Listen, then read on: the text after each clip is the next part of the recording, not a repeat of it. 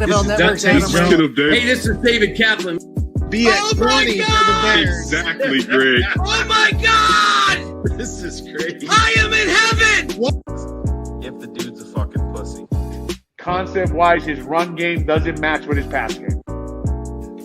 This is Matt Waldman. This is only proof. This is Paige DeMacco, CEO of the Draft Network. Rasheed Davis, former Chicago Bears wide receiver. Hey, my name's Rashawn Whitfield, the footwork king. What's up, everybody? It's Ryan Nall here with the Chicago Bears. You're keeping it 100 with Shayne and Phil. Keeping it 100 with Phil and Shayne. You're listening to my guys Shayne and Phil on Keeping It 100.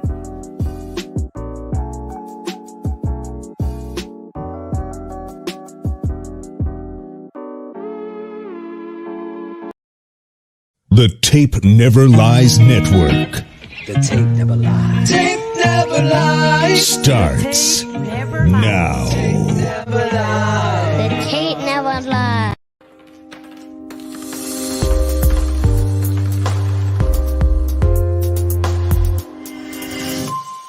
The following show is for mature audiences only. Tape never lies. Watch the tape. And when you see the tape, you know the tape doesn't lie. And there's just, the tape doesn't lie.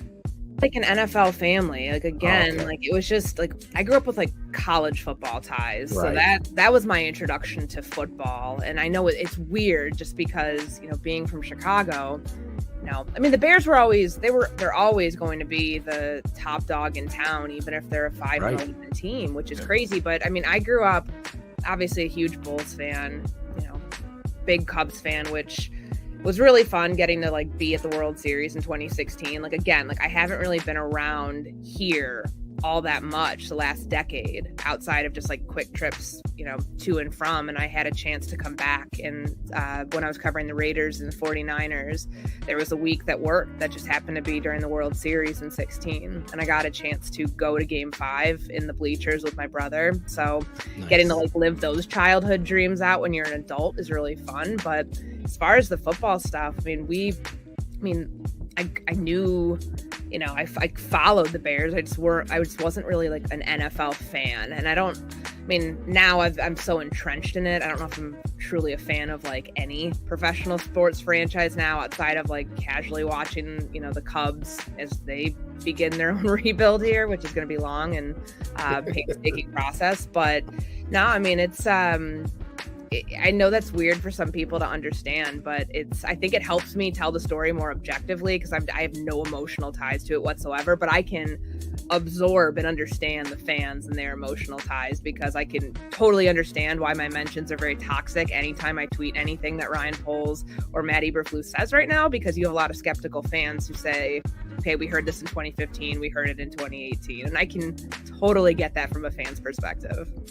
Like they're going after first-time GMs with Kwesi Adolfo-Mensah, who, you know, doesn't have like they're completely opposite ends of the spectrum. Where he's not a former scout turned top scout, you know, being your GM effectively, and Poles is that because Poles has the football background.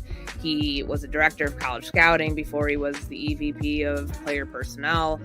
So they went there was a lot of like question marks around both potential candidates. And I think with Poles, they really liked him from the standpoint of like who was on the search committee from the football operations part, like the, you know, the people who are in there evaluating players, not necessarily like the business perspective of having that CEO type role, but somebody who's going to not be as far of a departure from what they had previously with Rick Spielman. Ryan Poles is someone I remember sitting in last summer, actually. The NFL does this, a lot of teams do this thing called the Nunn-Wooten Scholarship. It's a scouting scholarship. And they have panels, and I got invited to sit in on two of them. One was with a college scout, like who did the in-season college scouting process. And then one was with Ryan Poles, who was doing like, I think the, you know, the off-season scouting process, or it was vice versa, whatever it was. Like, but he had explained, like, this was when I knew his name was starting to come up for stuff. Like last summer, you like knew, okay, he's probably going to be a candidate coming up this offseason. And he explained his philosophy at that time of like, I want to build through the draft. If I'm ever a GM, I'm going to do it XYZ. Like, you know, really going after the college part hard, because and that I think is what really attracted Minnesota to him, because that's how Rick Spielman built teams. But, you know, Poles was in play for the Giants job before Joe Shayne got that. And, you know, I think what he said at owners meetings, or what George McCaskey had kind of alluded to at owners meetings in when we got a chance to talk to him, was that in the interview process, he had a very blunt assessment, those are George's words, of the roster. And what McCaskey had said was that his assessment was right. Like, that's how he viewed it too. And clearly what it is a teardown and a rebuild. And I think when you take a look at how Minnesota's offseason played out, it's very clear that they're pinning the blame from last year and probably the year before on coaching, mostly. So they want to keep that roster mostly in check. And I don't know if that would have aligned with what Ryan Poles wanted to do as far as his long-term vision and being able to, first off, he got a 5-year contract. Kwesi Adofo-Mensah has a 4-year contract, but that extra year is a big deal. So I think that probably speaks a lot to where the Vikings were with him as far as like the direction. Like, would he have been able to go in and do what he wanted to do to build this thing his way? I'm not so sure about that so far. Again, like, I just started on the beat 2 months ago, and we got a chance to talk with him at the Combine, a little bit through free agency, at owners meetings. And I think, you know, from people I've talked to around the league and trying to learn about, okay, what might his draft strategy be? How is he going to approach, 2 weeks from tomorrow, in 3 days of the draft? Like, he's sharp, and there's a reason that he was a candidate and highly sought after, not just for the Chicago job, but for, the Giants job he was in play for, and certainly Minnesota.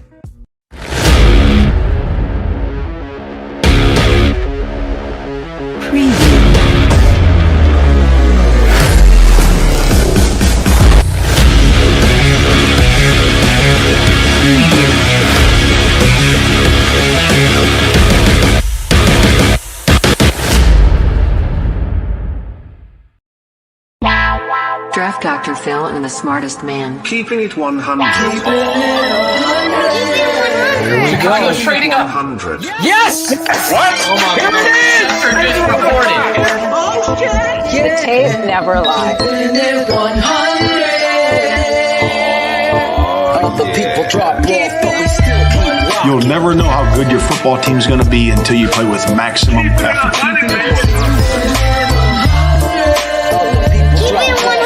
Keeping it 100.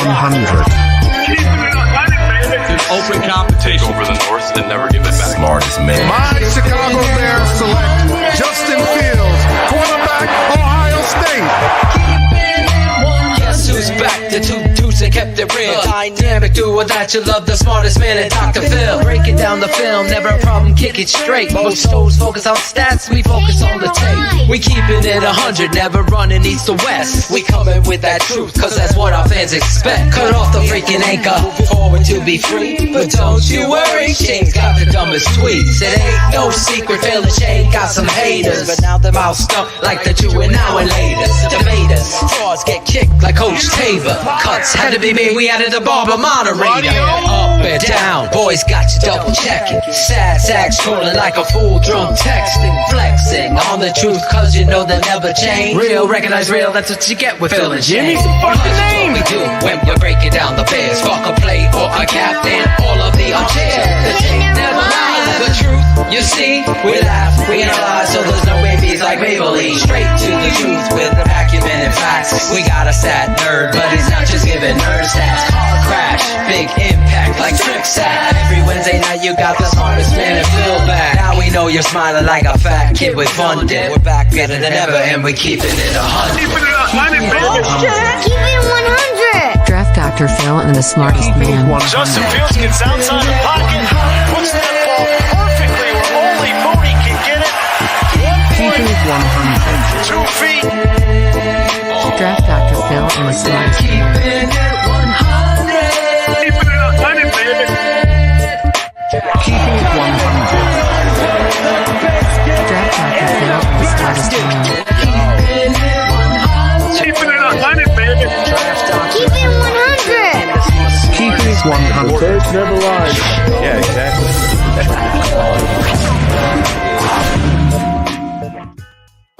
Hello! This is Claudio the Barber, and this is TTNL's Keeping It 100, the best bear show on the planet. We got a lot to talk about with the voluntary minicamp starting. Draft is next week, so of course we got another great show for you tonight. We should have had him on yesterday. Would have been perfect. We got from the Chicago Tribune, the Bears beat reporter, Dan Wiederer is on tonight. So let's bring on the man. There's from hope, his guys. The draft, Dr.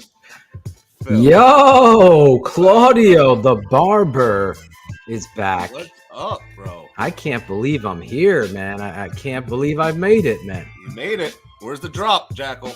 It's been a long time. I shouldn't have left you without a weak beat to step to.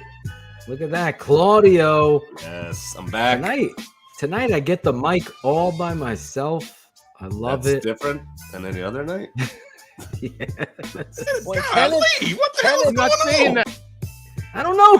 Tell him why. Where's Shayne? Shayne is living his best life.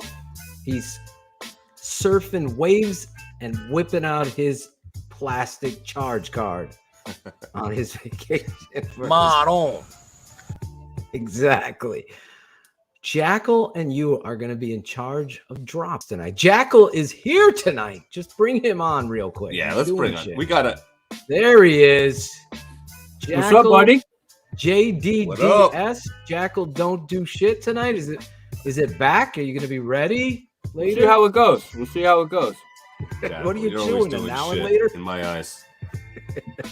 I apologize for that. Damn it. How you guys doing today? Bro, how are you Good, doing? bro. I'm all right. Everybody in the chat room is ready. Analysts around the world are analyzing Justin Fields' practice throws. Oh my God, freak out. What the fuck are we going to do? No.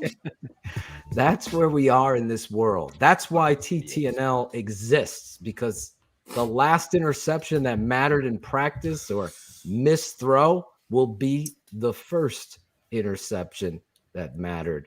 That's where we learn. That's where there's a great commercial. And you know, the actor, I don't know his name. I'm sure someone in the chat will know the dude's name from Better Call Saul.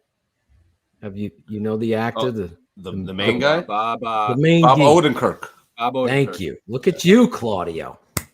Look at you. You get a t-shirt. I'm all recovered from yesterday. I'm on point. It's 4:20 yesterday. Claudio showed up for the show. There was no show though. I was like, yo, what he the had fuck? his own show. My own show. Can we play the classic drop? I need to see that. We need to see it. I don't know. Where is it? It's tough to talk and do it at the same. Oh, I know. Who are you telling? How about this one? This is old school. Gangsters, what's up, guys? I don't give a fuck that he smokes weed. They all smoke weed. Smoke weed every day. In honor of 420, I got my 420 boys right here. Chris Jackle and Claudio the Barber.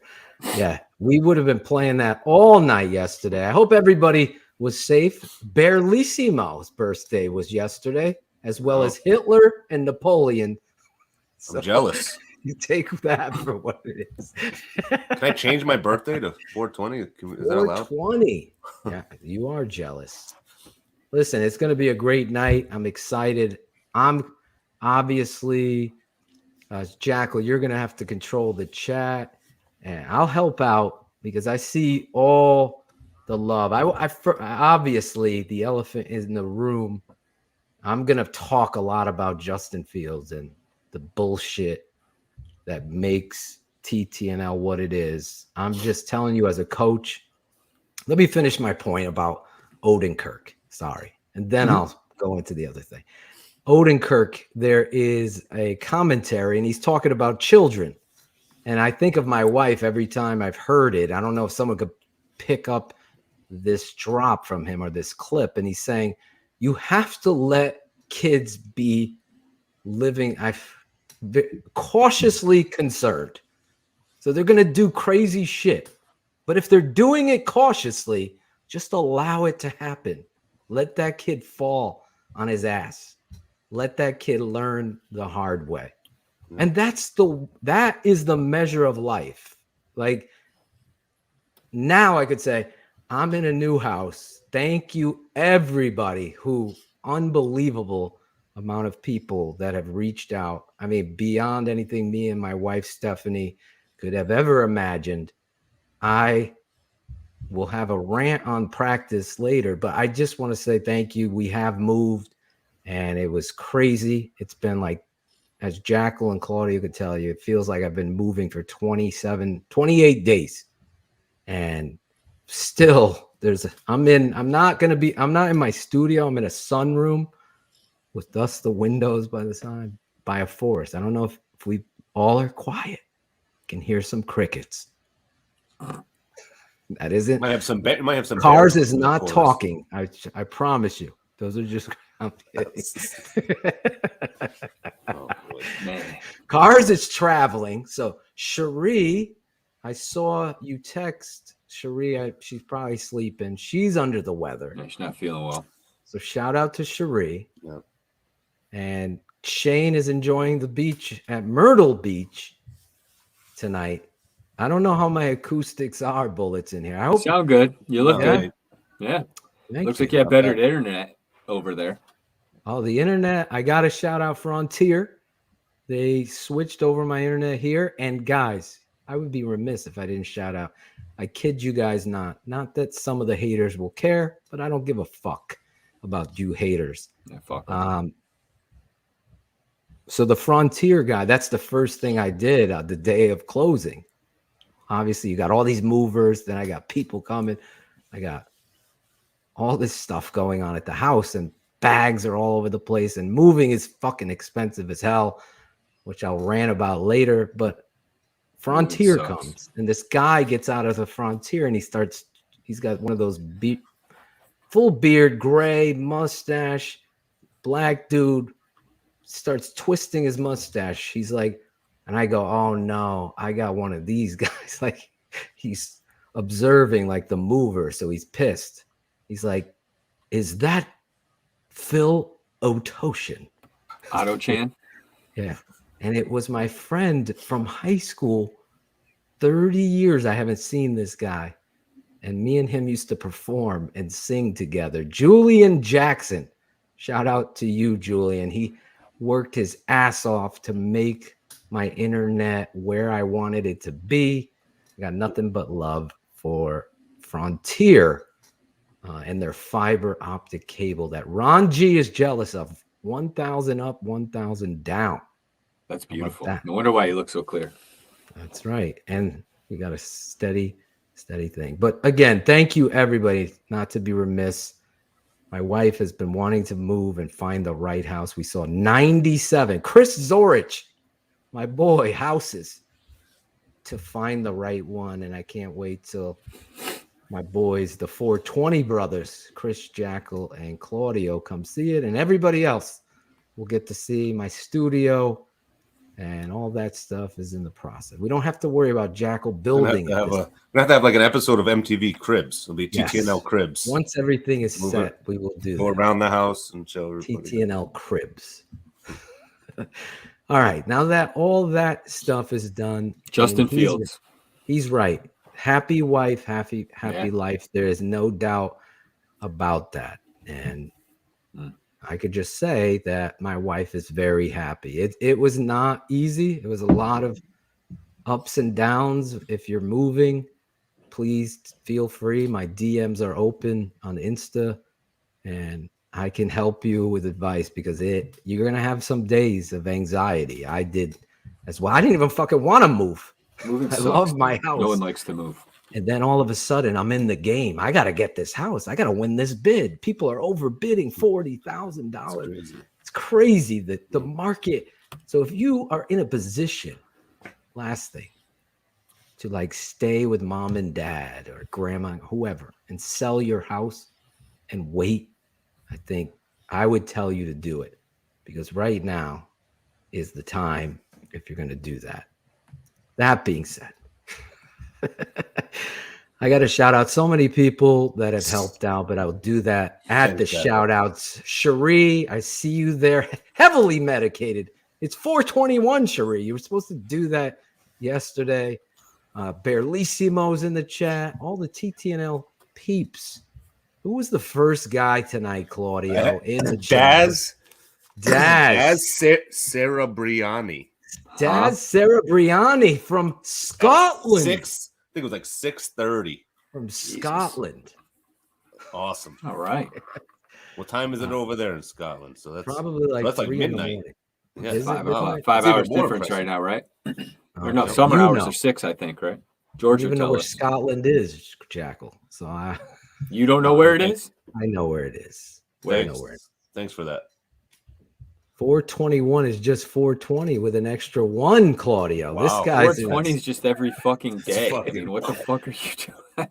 Listen, Daz is my dude from Scotland. He's a big supporter. I got to say this. You guys that Sergio, HL, Bullets, Daz, God, I'm drawing a blank on some of you. If I forget you, I'm sorry. Clint Wilson. You guys go out there. Brian Sanchez and Wilfong. Where is he? Yes. Creighton, Wilfong. Creighton.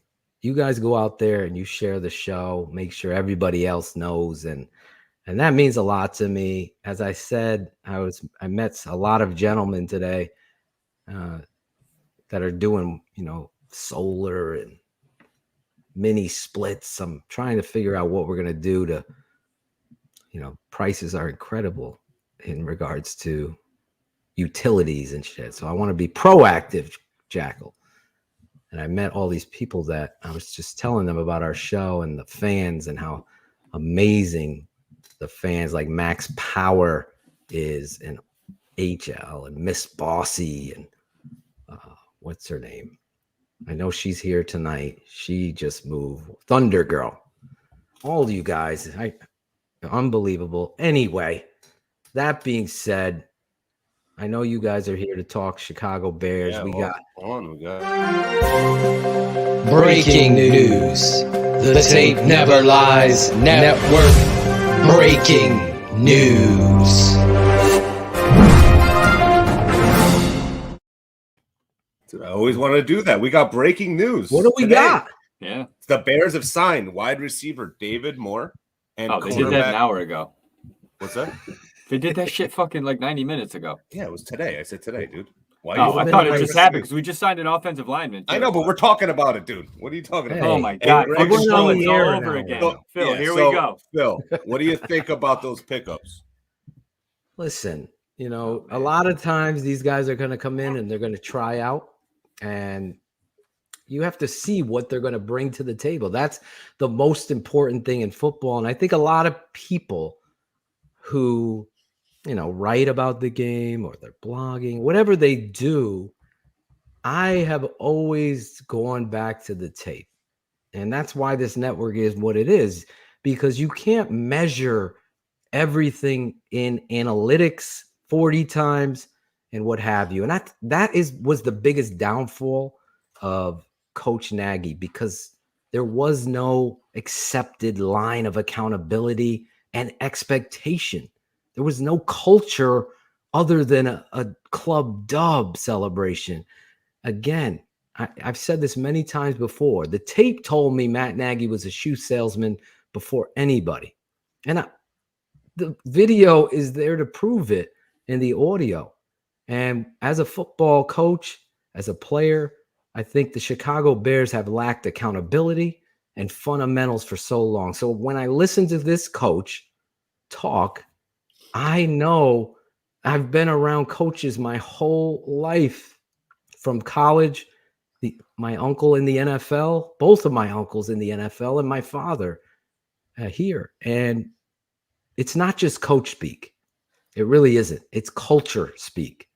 Now you got to back that up. You got to talk about it and be about it, because no one is going to buy into anything that you do unless you continue to do it every single time.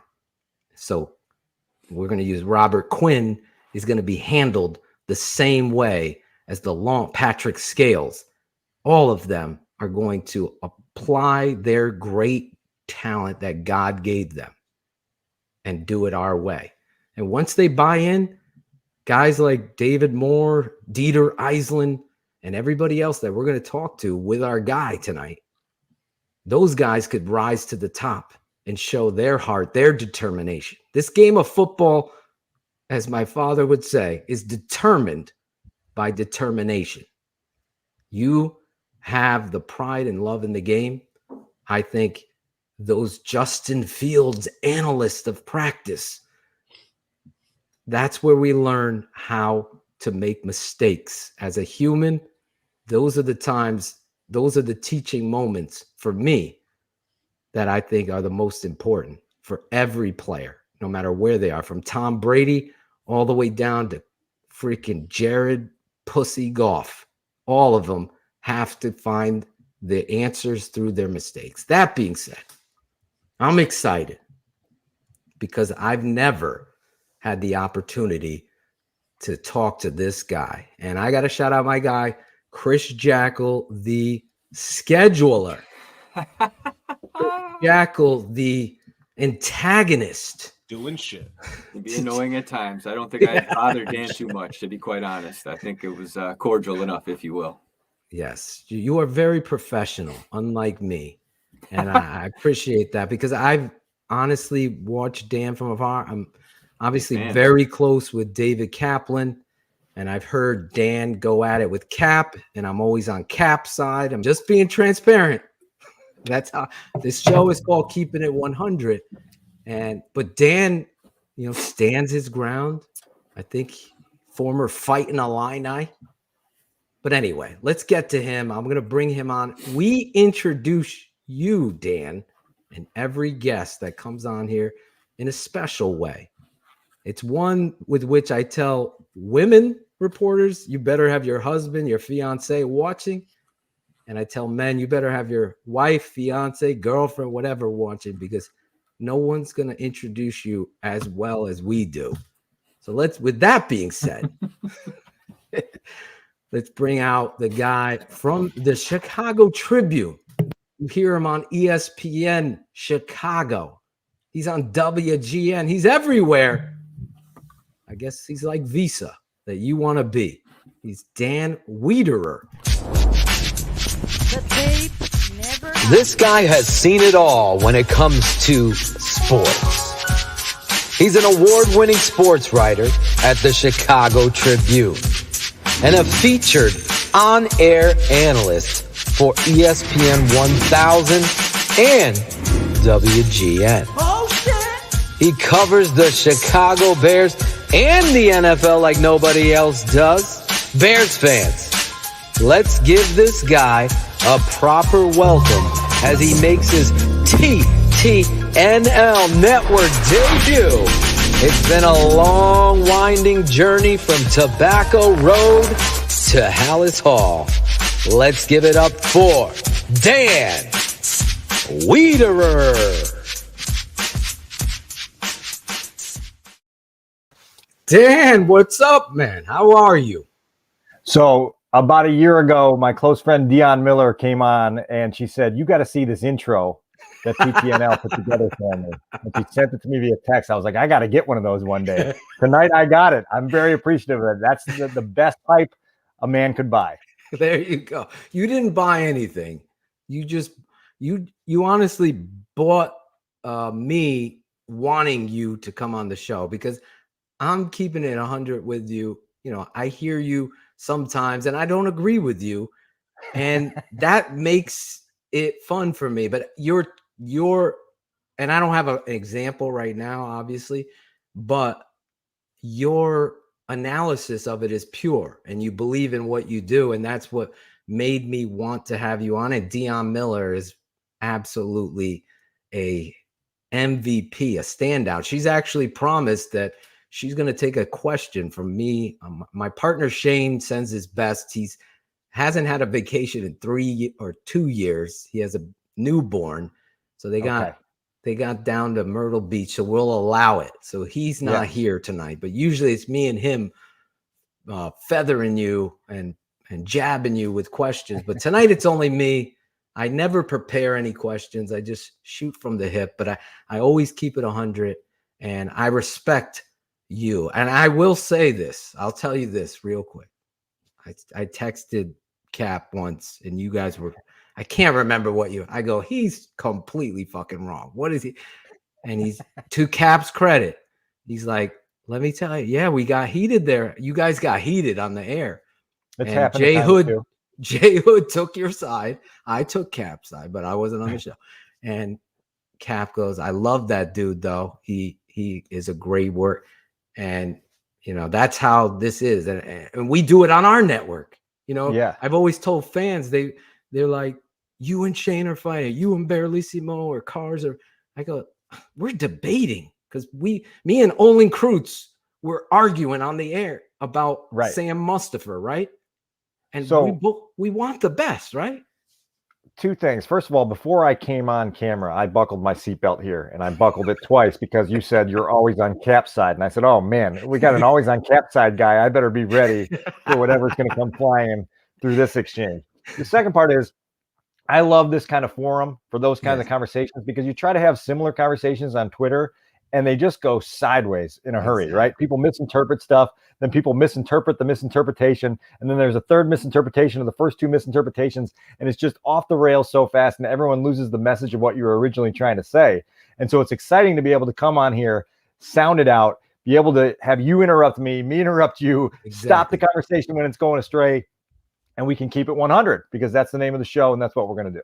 Dude, I have so much respect for you right now. Listen, I apologize. I'm in a sunroom in my new house. I literally moved on Tuesday. So I want to thank you for switching the days for me because I could not be more tired yesterday. Today I feel a lot better, but I'm still exhausted. But you've got my juices flowing, and that matters to me. I respect that. And let's get right into it. I love people. So sometimes fans get so impatient. Okay, fucking get to the Bears talk.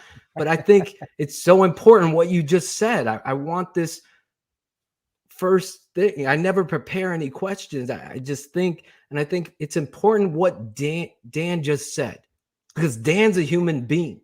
And Dan has his job to do, number one. And I confronted Kevin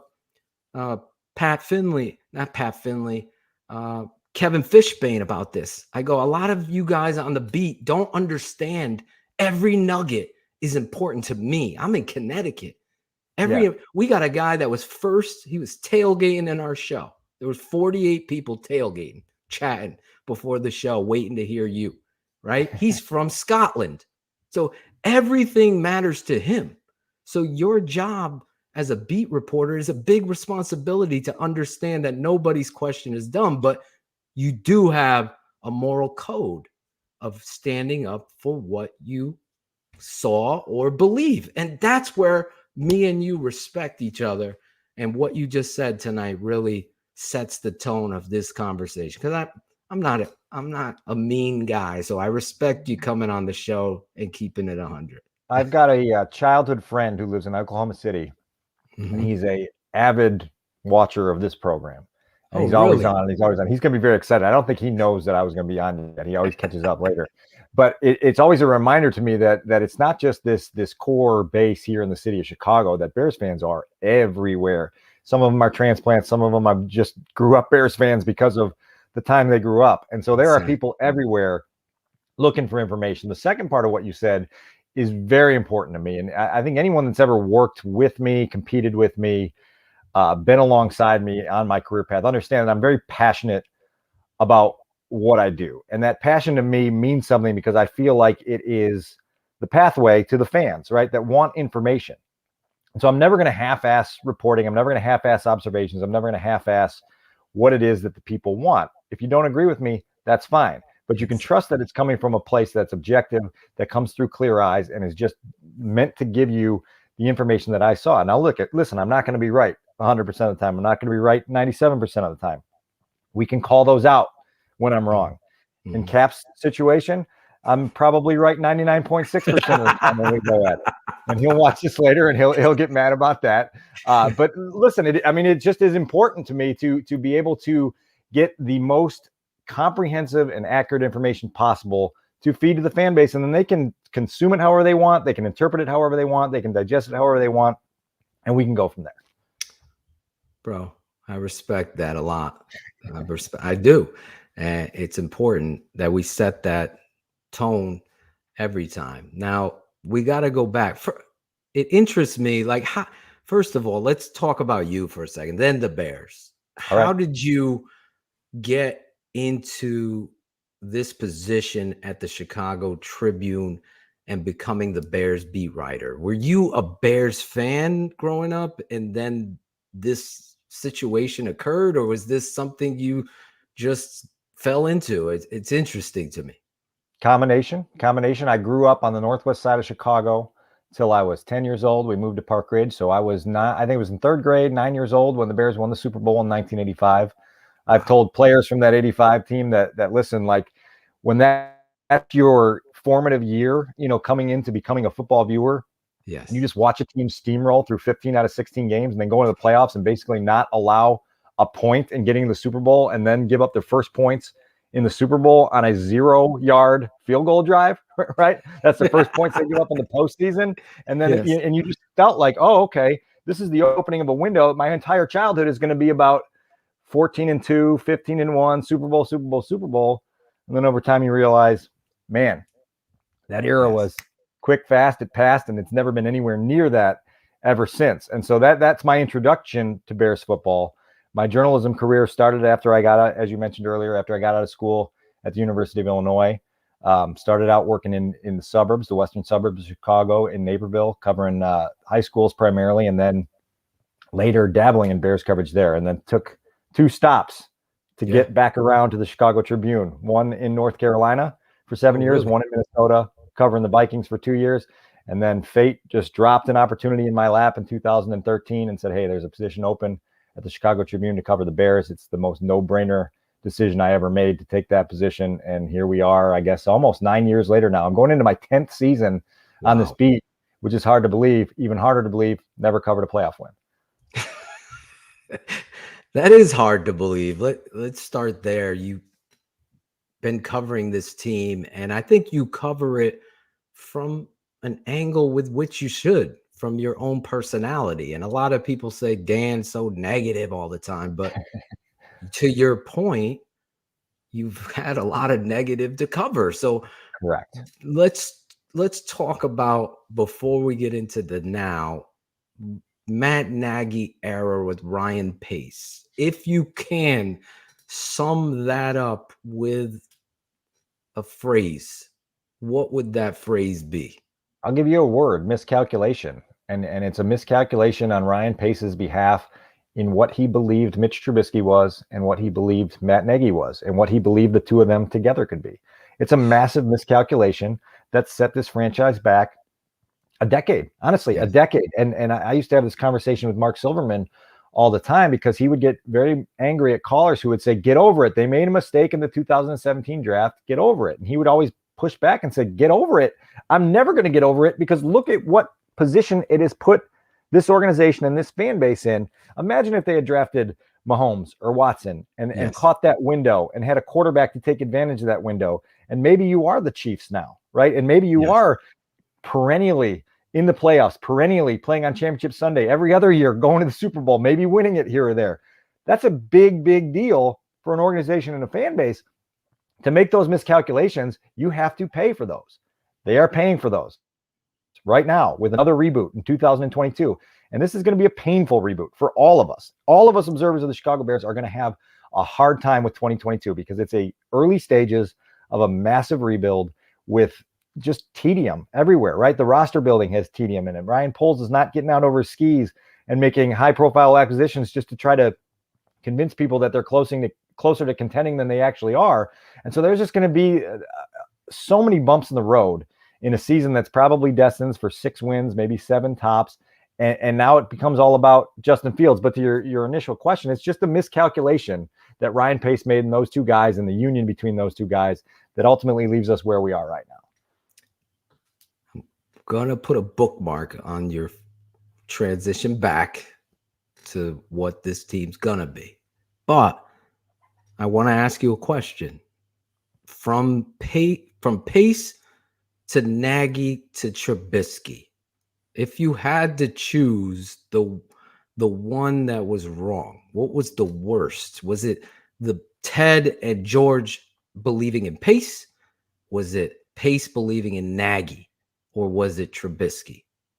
So if you want the deep dive answer to this question, yes, I do. It is George and Ted not understanding what they don't know about the sport of football in making massive decisions that create these things that we talked about.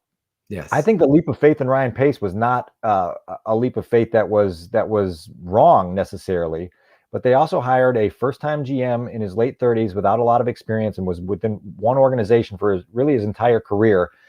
And they did not put together a developmental plan for that GM to get better.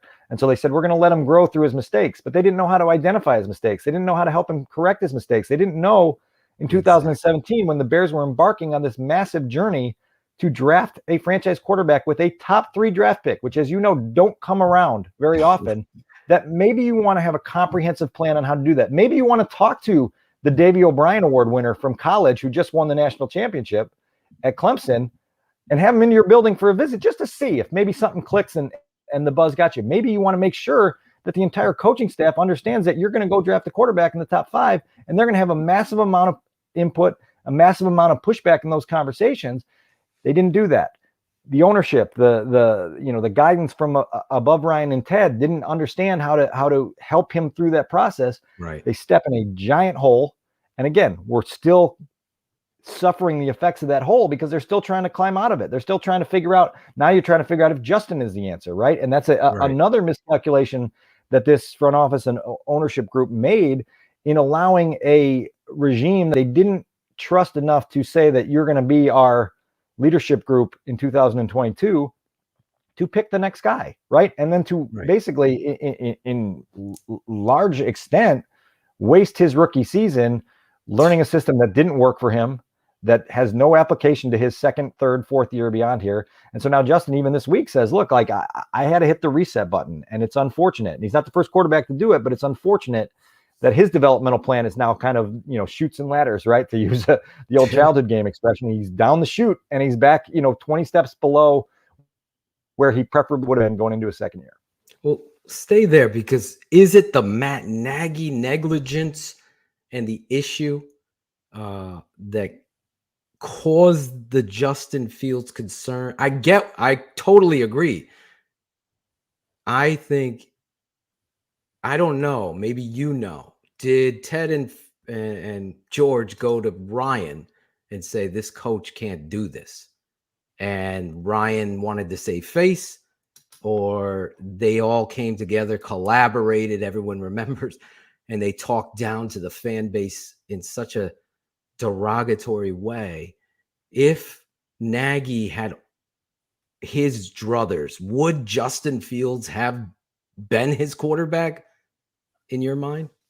No, I think Matt wanted to bring Justin along at a slower developmental rate that was also contingent on a veteran quarterback like Andy Dalton playing well enough to keep that team in playoff contention to the point where they could say, hey, we were in playoff contention into late December and it just didn't work, and what have you. As we saw, Andy got hurt very early in the year, right? I think it was the second game, right? Second quarter of the second game against the Bengals that threw their plan into disarray, and they never really adapted smoothly or gracefully to that disruption. It was like, okay, we're going to go to Justin, but we're going to throw him to the Wolves in Cleveland. And then, oh wait, he bounces back the next week, and now we're going to name him the starter full-time going forward. And then he starts to pick up that momentum, and then he hits that, game in Pittsburgh where it looks like a breakthrough moment.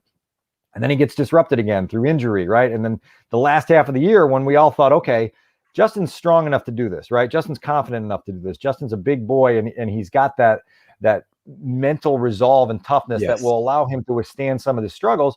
Well, then the last 8 games of the year, he only started and finished 2 of them, right? There was only 2 complete games in that. It was losses to the Packers and Vikings. And so you look at that and you say, it's just a perfect storm of things that went sideways on them. And this organization can't afford perfect storms because their boat is never built sturdy enough to handle the perfect storm. It just gets rocky, and then it flips, and then everybody's in the water thrashing around, and ultimately you go out and have to hire new people. I think the Cleveland game was a showcase of the shoe salesman that Nagy was. See, I'm in the lane, the coaching lane of recognizing your first mistake. And I don't know if this was Ryan Pace or Matt Nagy, but to your answer there, it seems to be Nagy wanted the veteran maybe to cover his ass. Well, I think it should have been in the competition. There should have been a competition right there. And then the best person wins. If it's the rookie, it's the rookie. And I think as a football coach, he would have been given a graceful another chance because of the competition. But what he did was try to cover his ass, or Ryan Pace's ass. And it really was a showcase. That Cleveland game was a complete showcase of how unprepared you are as a coach and as a staff in and of itself. It was an embarrassment of any kind. But go ahead. I'm sorry.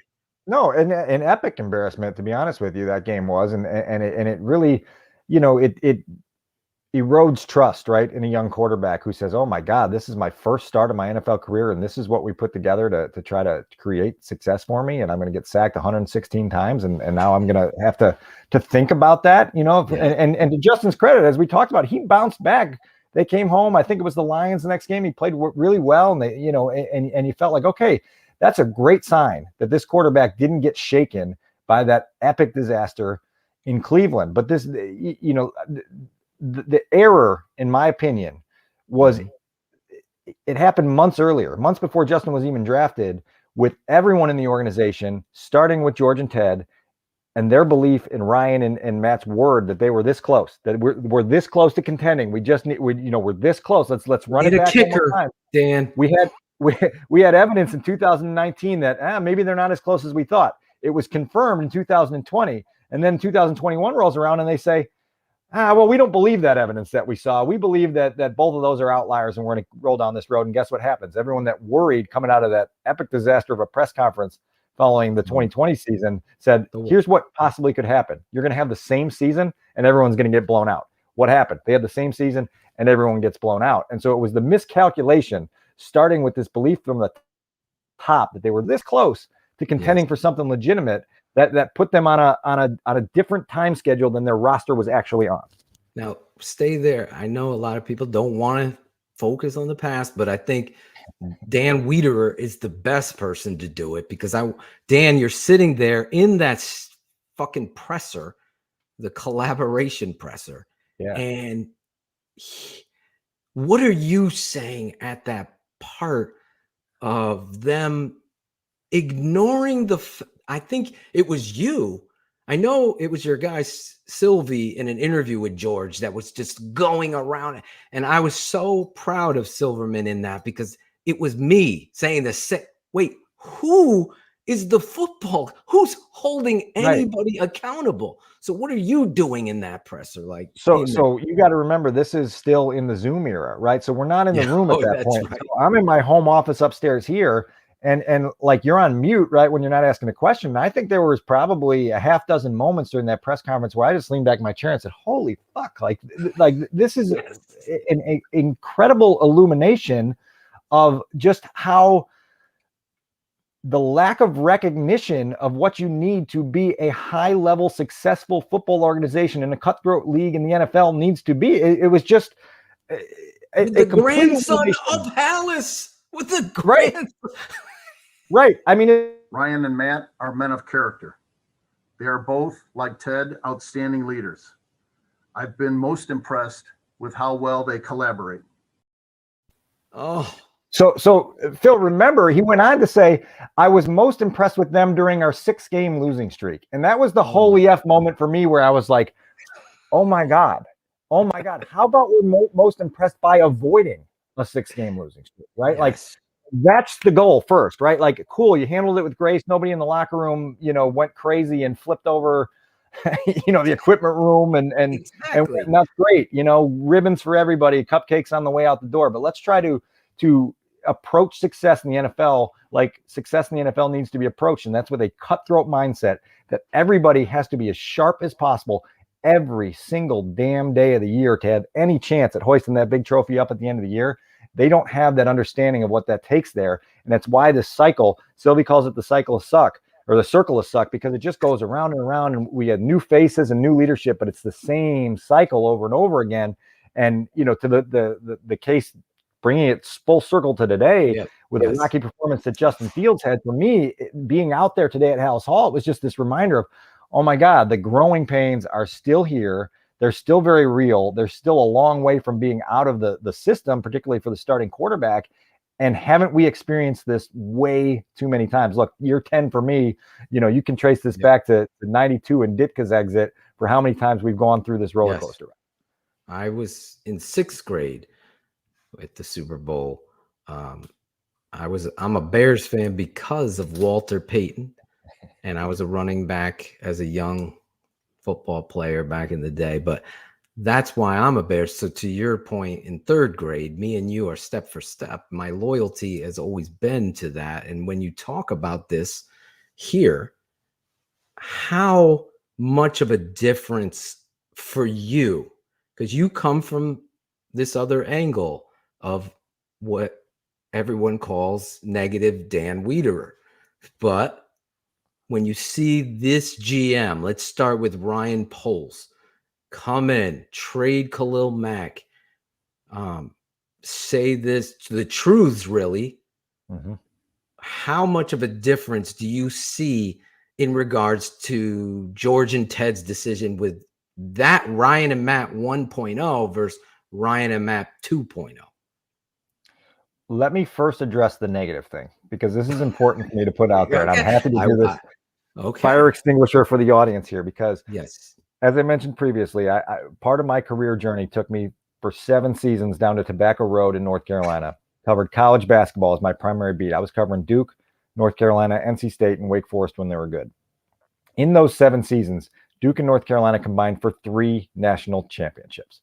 If you want to go back and read my work from those 7 seasons covering college basketball, it was overwhelmingly positive. And it was overwhelmingly positive because the teams that I cover were succeeding at the highest level in the sport that they played for a long time. And so it's not Dan's negative, Dan's positive. Dan covers what he sees in front of him. And when teams are winning championships, conference championships, Final Fours, all those things, holding up the big trophy on the final day of the season, they deserve positive praise. When an organization has gone a decade without winning a playoff game, when they haven't had 3 consecutive winning seasons since you and I were in grade school, there's a problem here, right? And that's not negative. That's real talk. It's reality. It's the existence that they're in.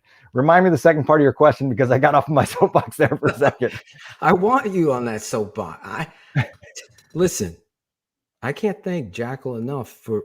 I said it on the show, so I don't know if anybody ever got back to you through Dion or Cap or any guests that we've had. I was like, I want Wiederer on this show because you do have a different take on things opposite me in occasions. So, and I think it's so important that you stay keeping it 100. Like you said, you see it and you are on your soapbox, because you know what, Dan, you're right. This team has sucked. This team has talked down to the fans. This team has taken pride in not running the I formation, which, oh, by the way, it was working. We got to be smarter than you. We can't do things that work. That's the opposite of football. There was no pride. There was you pointing that shit out. And at the time, your mirage, if you will, is Club Dub and Cody Parkey's double doink. That's the mirage. Well, I will say this. In Matt's defense, I thought that Matt's energy, Your and wet blanket is stripped from Adeptus. He's no longer you call it. I just wanted to, I'm sorry. That's good. I appreciate that. If we could change one person, Dan, we've done. Yeah, it. one per day will change the world in a year. Change two because I'm becoming a huge Wiederer fan. I'm not blowing smoke. I always say I don't blow smoke, but you come on this show, you face the fire. I'm keeping it 100 with you. When I don't agree with you, I'm going to jump in and cut you off. I'm praising. Yeah, and I will right say to your conversation about Mirage, I will say in Matt's defense that in year one, his energy and his ability to instill belief in the organization was important because it's an organization that doesn't think big enough too often, right? And Matt came in and did that. He gave them that think big mentality. Ryan thought that way, went out and got Khalil Mack. You remember the detonation of TNT that acquisition was on Labor Day weekend of 2018 when it was like, oh my God, they went and got Khalil Mack. They're not playing around. And then Khalil, 7 days later, goes to Lambeau Field and just starts treating Deshaun Kaiser like a ragdoll. Oh, yeah, I'll take the ball, interception. You want me to score? Okay, I'll do that too. All those things are happening. And all of a sudden you had that even though they lost that game, you had the mushrooming belief, right? And Vic Fangio, perfect coordinator at the perfect time for that defense to make them the best defense in the damn NFL. And the way that he was the reason, Dan. He was 100%. the reason why they won. 100%. He was the biggest reason, without question, in that belief. But Matt had a role in just setting the tone there and getting that energy level up. That? But could he handle being second to Vic? Is it one of those Dicka Buddy Ryan things that nobody knows about? No, I don't think that was the issue. I just think that Matt sort of tricked himself into believing that it was easier than it is, right? And thinking that first year was easily repeatable, right? And that the development of the quarterback was a foregone conclusion, and that they were just going to automatically leap from 21st in the offense in the league in offense to 15, and then ultimately to 9, and then you were going to be playing for NFC North championships and playoff wins year after year after year. And it didn't happen. And they could never get that offense on track. And then the defense got old and then people got hurt and it all fell apart. And here we are with a roster that you go down the depth chart and you go, who are half these guys? And when are they going to be relevant again? That's what you look at when you're out at a mini camp like we've been at this week. But, I do think that Matt deserves credit for some of that stuff. He obviously failed in the biggest mission that he was brought here to do, which was to turn this offense into something that could be high-powered in the 2020s in the NFL and turn Mitch Trubisky into a quarterback who could start for the franchise for 10 years or longer. Fail, out the door. Absolutely. Now, Ryan Poles, we skipped over him. That was the second part of my question. That was the second part of the question. I think I'm appreciative of the real lens that he's put on this team. And I think he benefits from the idea that he's just spent, the bulk of his career in Kansas City. And for the last 7 years, they've been a legitimate winning team that has shown that they can sustain success, right? They just, this is the riddle that the Bears have not solved. How do we sustain success? How do we make 2001 trickle into 2002? How do we help 2005, 2006 become this on-ramp to something greater instead of being the one blip in the 21st century where you played well? How do you make, 2010 or 2018 last? They haven't been able to do it. Ryan Poles has seen what it takes to sustain success with the Chiefs. He's got an understanding of what that looks like. You can go out to practice in Kansas City and go, damn, that's a good football team. And then you can put your eyes on the one you inherit and go, damn, that's not a good football team. And we're going to be very honest about how not good it is. And we're going to take practical steps to fixing it. We're not going to look for quick band-aids. We're not going to look for quick fixes. We're going to do this the way our philosophy tells us we're going to do this. That means building through the draft. It means waiting until the time is right to strike big in free agency and using that window and trying to use that to go. And now all those things are a lot easier done when you've never been the GM for a single game or a single season. The pressure will amplify with each stage of Ryan Poles' journey. And there's going to be a lot of outside noise coming from folks like you, folks like me, folks like the fan base of Chicago telling him what he should or shouldn't do. And he's going to have to stay true to his vision when all that noise starts to get really, really loud and possibly tempt him into reaching for things that aren't worth reaching for.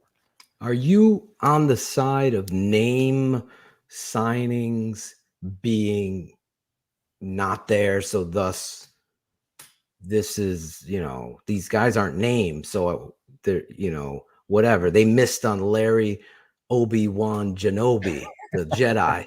they missed on him. Are you over there, or are you under the impression that you have to build a foundation of football players? You still have the sack leader of all-time sack leader of your 101 or 102 year franchise, right? Yeah. You still have him. You still have Roquan Smith. You still have a corner that you're high on. I've got so many questions for you, but are you in the I call it the Mina Kimes. She's just taking the brunt of the Bears suck because they didn't do any names that I know that I've heard on Sundays. But for me, I'm the opposite end of that. Where are you? I don't want Ryan Poles to have to pay for the mistakes of his predecessors, right? Like, you shouldn't be held to a standard of correcting all the mistakes that your predecessor made in one offseason, right? It's just not possible. And so don't try to do it. Do it practically. It's not his fault that the 2 offensive tackles they drafted last year may not be long-term starters in the league, right? So don't go out and force the issue and overspend, just because you're trying to make up for something that wasn't there. One thing that's very interesting to me, they made 2 signings today of guys that were out at minicamp for tryouts, is David Moore, a receiver, and Greg Stroman, a cornerback. But that leaves them still 27 open roster slots, right? You can do the math on this. They only have 6 draft picks going into next week. I think they'll probably come out of next weekend with maybe 7 or 8 draft picks, trade back here or there, add a pick, try to do that. Okay.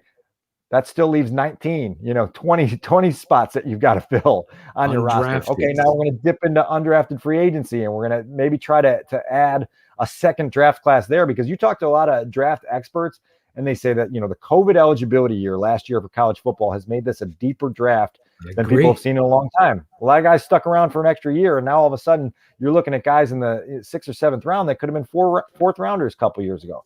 So Ryan Poles is going to have to cash in there, but that's 27 bodies that they've got to bring into the building here, really, before they go out to OTAs in a few weeks. And so I'm very curious to see what that combination of bodies is, because there are still veteran free agents on the discount shelf of free agency that are sitting out there waiting for somebody to say, hey, you ready to take a job? There's probably going to be a handful of those guys whose names you will recognize, but now you're getting them on a 1-year cheap ass deal because nobody else wanted them at this stage of their careers. And maybe you get a guy who's motivated and becomes a Tracy Porter, for you, and comes in, and all of a sudden you sign him in the spring, he starts, he contributes, Reuben Brown, remember that? Reuben Brown. Right. They signed him after the draft.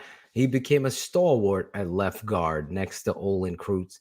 100%. That's why I say, guys, the draft is the very foundation of what it is that you're going to do. Real quick, before we get into the draft, I got to ask you, will Ogunjobi possibly come back?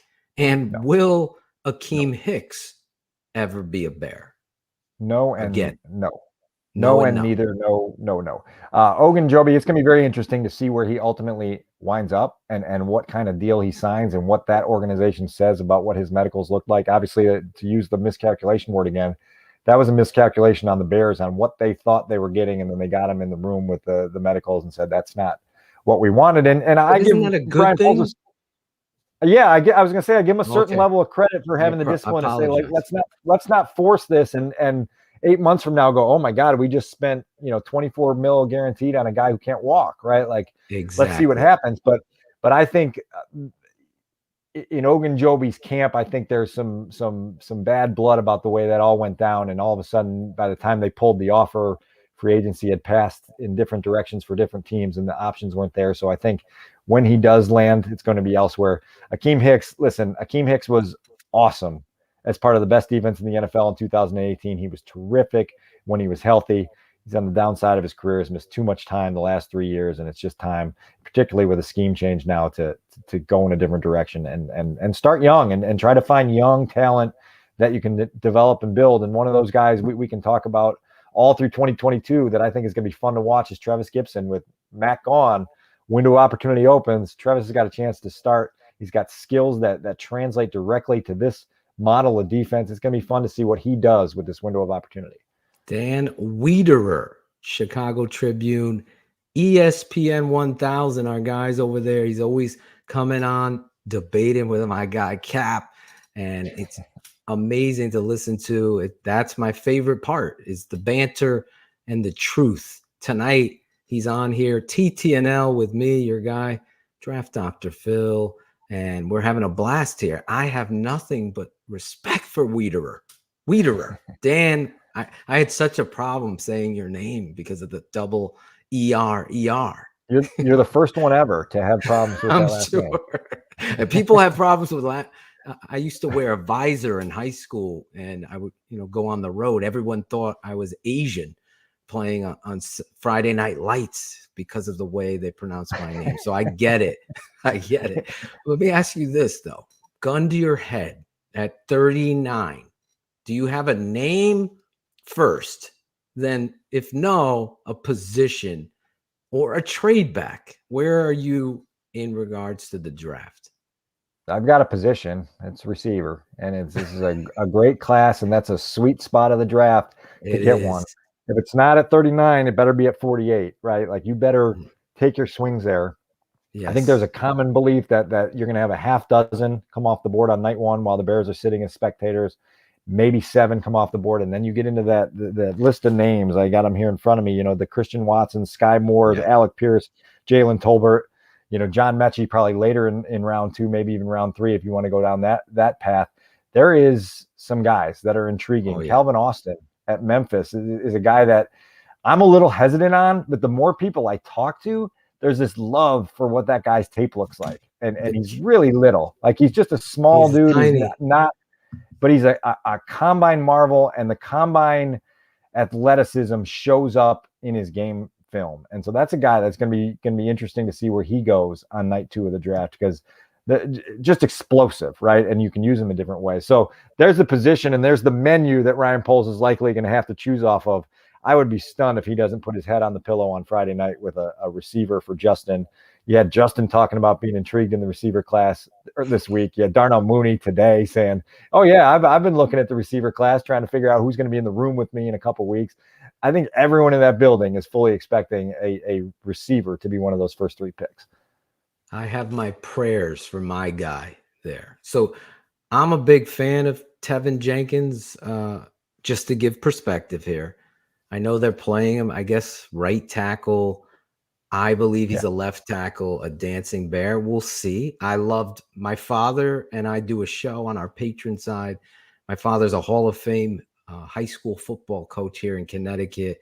And we broke down tape with my guy, Bearlissimo. He's in the chat. And my father we broke down every tackle last year. And I loved Jenkins. My father loved Larry Borum. And we got both of those guys. He loved some other, was our 2 favorites. And they're both there. So to your point, how Ryan Poles and Ian Cunningham, who are 2 offensive linemen, see these guys is going to be important. But my love of affection this year, I want to give you clarity on several things to give my love for. Every year, Treylon Burks is my love affair he's my Debo Samuel. So I don't think he's going to get out of there, but if he was ever there, Dan. That's what I was going to say. I 100% subscribe to that pick. I just don't think that there's going to be an opportunity to get that. It's, him and Olave are the guys where you say, man, if you're looking at a board at 25, 26, 27, and those guys are there, well, now you got to start having discussions in that room, especially with Olave, because of the built-in chemistry with Justin, right? And the ability to tap into that. You say, do we try to go grab that, right? And maybe we take both our second-round picks and say, hey, you can have these and a 4 next year, and we want pick 28, and we want to come get Chris Olave. Can you see? I don't think Chris Olave is getting out of the top 20. I don't know that Treylon Burks is getting out of the top 20. Either one of those guys would be an awesome fit. And I think Justin would have his arms open and say, come on, let's go. Do you see them trading up anyway with this GM and the offseason they've had? That's the only way. How about my favorite, the best receiver in the draft for me is leaps and bounds Jalen Williams from Alabama. Jameson Williams, sorry. He is hurt though, Dan. Dan, he's hurt. I've seen hurt receivers fall because of medical, like Larry Ogun, the Jedi Genobi.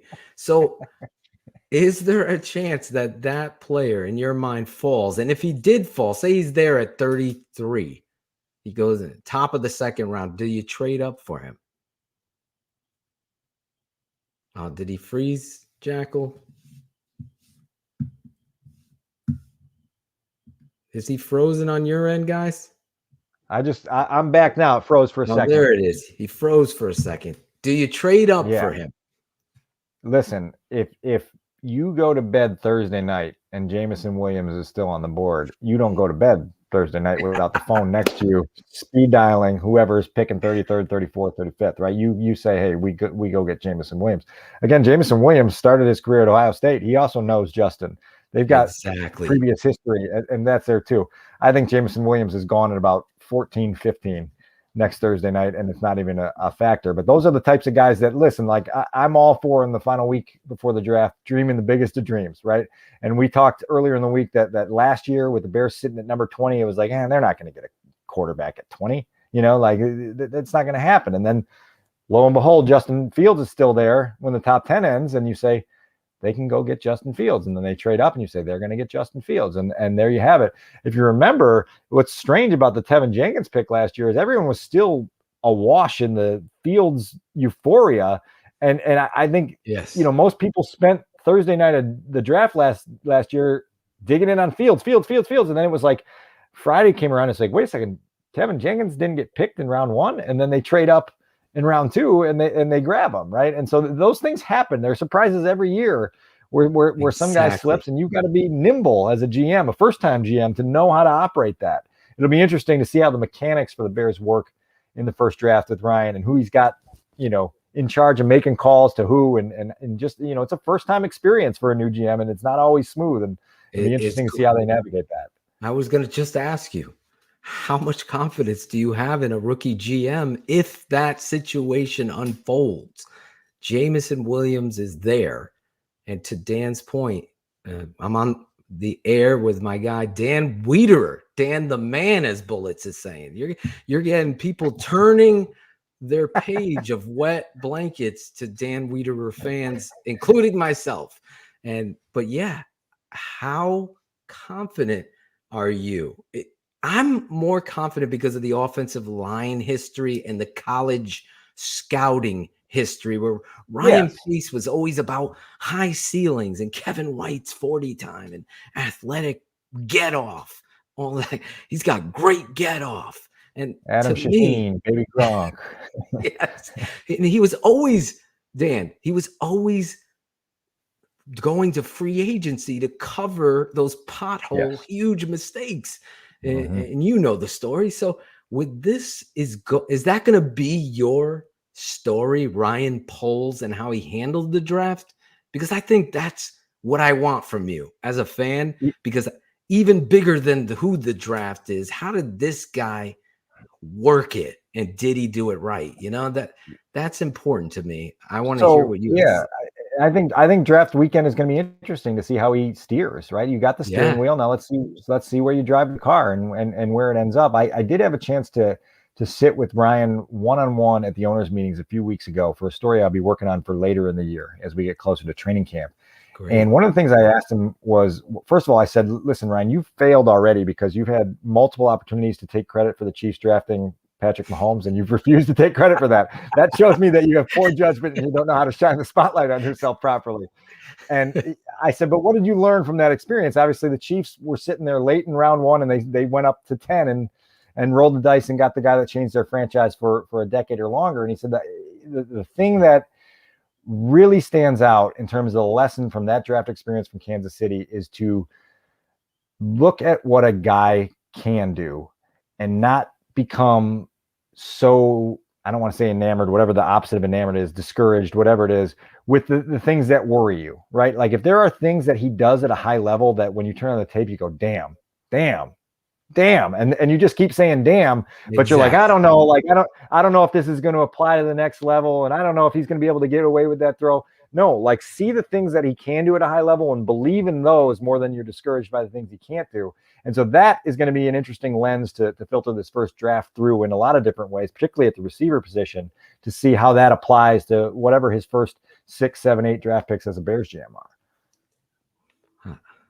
Very, very good answer. I love that. Let me ask you this. I would be remiss if I didn't. I will give you, if you already don't know, I am the biggest advocate for David Montgomery's elite ability. I believe as a scout, as a coach, I've watched the Chicago Bears have great running backs. The greatest ever, Walter, the greatest football player ever.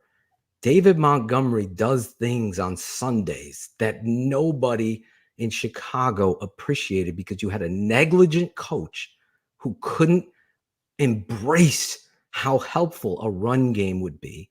And when you have a rhythm back who's physically like distressed against any kind of contact, any kind of short down distance, he just doesn't, he never got it. So I think I'm hoping that Luke Getsy gets it. No pun intended, but yes, all the puns. Because David Montgomery, I'm in elite camp. I'm giving you the long answer of my pride in scouting this kid. And I just believe it. How much do you believe? And I love his personality is just coming out as well now. So this is a two-part answer because I think for 2022, the optimism for David Montgomery is incredibly warranted. Luke Getsy is part of a staff in Green Bay that with a Mount Rushmore quarterback and a guy who's won the last 2 MVP awards still found a way to unlock Aaron Jones, right? And to tap into what Aaron Jones could be as an every week game-changing back. And so I think he understands how those two things marry up. And Luke Getsy really wants to use a reliable running game to facilitate Justin's development as a young franchise quarterback. I think that is going to be very apparent. We're going to get into October and go, this looks like nothing we've seen the last 4 years, right? It's just, there's a commitment to the running game. It's designed in a way that takes a very talented back in David Montgomery and uses him to his strengths and turns him loose. I said this is a two-part answer because David Montgomery is going into the final year of his rookie deal. And so now, as a first-time GM, you're playing that game on, okay, well, David Montgomery was hurt for a couple games last year, and we saw that Khalil Herbert was a capable fill-in. Do we want to invest in that guy? We understand that he's super talented. We understand that he's wired to be a team leader, that he's the type of tone setter that we're trying to build our culture with. But ultimately, what does that cost, right? And what is the investment that you need to pay? And what is the sacrifice you make at other positions if you decide to pay your running back what David Montgomery might ultimately deserve when his rookie contract ends? And so that's going to be really interesting to measure as we get deeper and deeper into it. But in terms of the 2022 on-field stuff, David Montgomery and Cole Kmet are two guys that I am thrilled to get a chance to watch because I think we're going to see things out of these guys that we haven't seen to this point. And obviously it's different levels because Cole is obviously at much lower point on the proven production scale. But I think they're both those guys should have plenty of reason to feel like they're set up for success. I want to push back a little bit with you.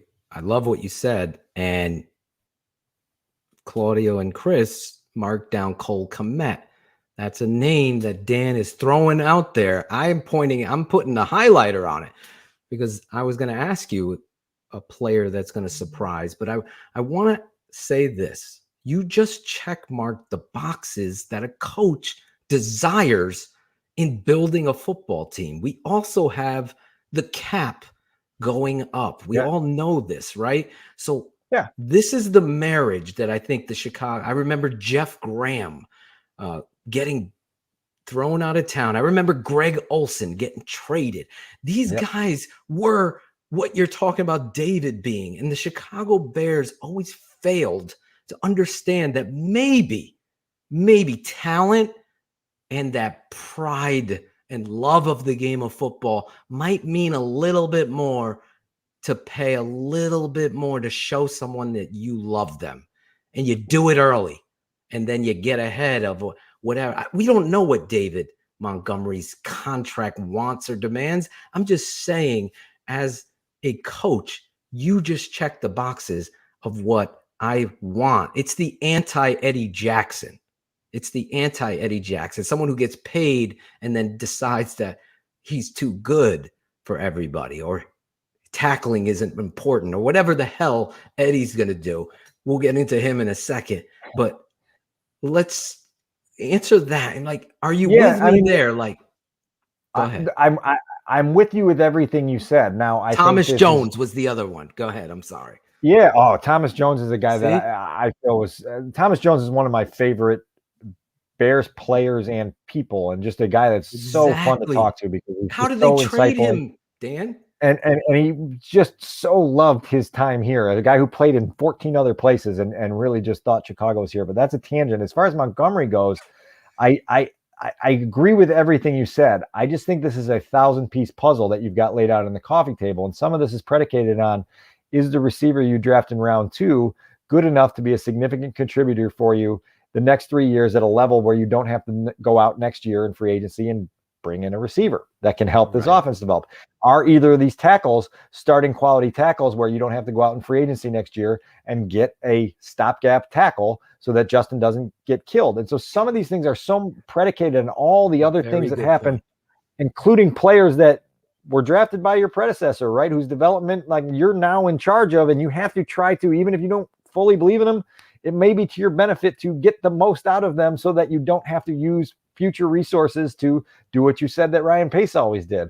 Went out in free agency and patched up holes that he dug, right? Oh God, I got to go get some dirt for the hole that I just dug. And, like, well, don't dig the hole and we won't need that dirt, right? Like those types of things. And so that's where, the moving parts of the Montgomery conversation will play out over time. And when we get to next, December, January, we'll have a clearer picture of what this roster looks like going forward and whether those resources, it's fine to pay for running back production. It's fine to pay for leadership. It's fine to pay for passion. Those that are all fine things to pay for. You just have to budget it out for everything else that you want to build your championship football team with. If you're just tuning in, you are missing one of the best interviews. I will say that because it's just me and Dan. But in all honesty, Dan Wiederer on the show tonight. If you're just tuning in, you're going to have to pause it and rewind the nuggets that Dan is sharing tonight. Dan, I want to go back. You said Cole Kmet. Okay. What do you're there, going back to my point about you guys on the beat and the responsibility you have to Daz from Scotland. What do you see that is making you believe? Because I was disappointed in Cole early in last season. I thought he was playing soft. I thought he was playing too mechanical, not the Cole Kmet I thought he could be. And then all of a sudden a light switch went on. And then where did he go? Where does that? So we got to get Cole involved. And then it disappeared. So what are you seeing in Cole that leads you to believe that? And I have a second part to the tight end position. Obviously they signed O'Shaughnessy, but I am a huge believer in what you were talking about with Jameson Williams and Olave, in that cohesive connection. Jesper Horsted, to me, on tape, every time he's out there, he's just that Tom Waddle of security for Justin Fields, that target, that guy that's making the effort play to get open. Talk about Cole, and then talk about, does Jesper have a chance? I'm glad you called him Jasper, because Justin has called him Jasper. He threw that touchdown pass to him in the preseason in Nashville last year, and he called him Jasper, and we gave him a pass because it's like, all right, rookie quarterback, still learning it. Then he threw a touchdown pass to him in Vegas in the regular season, and he called him Jasper again. I was like, man, you've been with him for 3 months now. It's Jasper, Justin. Get his name right. So I call him Jasper now. Just out of tribute to Justin, I call him Jasper now going forward, and it's not me making a mistake. It's just that's what Horsted has earned. With Cole, the things that I see, number one, I see a dedication to his craft that means something when you're at this stage of the developmental curve, an ability to invest yourself in this offseason, flying down to Atlanta and working with your starting quarterback to develop timing, to understand the nuances of the way he delivers the football, where he wants you on certain routes, how you're going to work up that timing. You mentioned the word mechanical. Yes. One of the things that makes a young player mechanical is having no continuity. Cole Kmet was drafted in 2020. His entire offseason before his rookie season was spent learning the game like you and I are talking right now over Zoom. There were no OTAs. There was no mini camp. Training camp was abbreviated. And so all these months of developmental, strides and growth were, interrupted because of the way the world was in 2020. On top of that, his first 2 seasons, he has Mitch Trubisky as a starting quarterback. And then it's Nick Foles. And then we're back to Mitch. And then we got Andy. Oh, wait, it's Justin. Oh, wait, it's Andy again. Oh, wait, Justin's back. Oh, wait, Nick Foles is here. Oh, we're going to finish with Andy. No continuity whatsoever. And when you're a tight end, learning the position and trying to figure out timing and chemistry and all of these things that come with being in the right place at the right time, it's case by case with the quarterbacks you're playing with. And so Cole might be in the right place for Justin. Well, Andy wanted him here a half second earlier because the ball's coming out quicker and all these things get disrupted. And the next thing, it looks mechanical and it's all screwed up. And so I think with an opportunity to start, in March, as he did a month ago, and work through April, May, June, July, with the understanding that Justin is going to be the guy, hopefully making 17 starts with you this year, you should see some of that continuity developing into rhythm, which develops into chemistry, which develops into confidence, right? And confidence ultimately is what allows a player on Sundays to turn it loose, go full speed, know exactly where he's going to be, and say, hey, look, I'm going to make a difference today because I know I'm good enough to make a difference today. Well said. Now, tell me about Jesper. Jasper. Do you think he'll get a shot this year? Do you think the tight end room is thin enough that he better get a shot, right? And they're gonna have an opportunity here in the coming weeks as Luke Getsy gets the system installed to figure out how he fits. And then it's a guy who played receiver in college and has those traits that make him friendly to a quarterback. He understands how to be in places and to adjust routes based on how the play is developing and not just run it how it was designed. And so I'm very interested to take the temperature of the coaching staff, right? We don't know any of these assistants yet. We're still really getting to know a lot of these guys in the latest reboot at House Hallway. I mean, there's a running joke this week as we're looking around and we're like, don't know any of these coaches, like literally can't identify them from the sideline because we haven't interacted with them yet at all. And so it's going to be interesting to hear what, Janako, the quarterback's coach, thinks of Jesper Horsted, what Luke Getsy thinks of him, what Justin ultimately thinks of him, and just how they convert that into a role that then Jesper has to do the best to take advantage of. He's obviously shown out in the preseason, right? When he gets out there on those preseason and the season. I mean, how about 3rd and goal? I just remember, I think it was in Pittsburgh or Detroit. And they just bring him on the field for one play and they set up the play for a jump ball for him. To me, that's negligence in coaching because obviously you are showing me as a football guy your cards that you sent this kid out with one play to make a play, but yet never use him thereafter. That to me is a travesty. And then, of course, that last catch, I believe it's against Pittsburgh, where he's in the end zone. We all remember that game, and we thought that was Justin Fields' moment, that he was waking up moment. Everyone has their feelings. I believe in Justin Fields. I'm talking to Dan Wiederer. Do you believe in Justin Fields, Dan?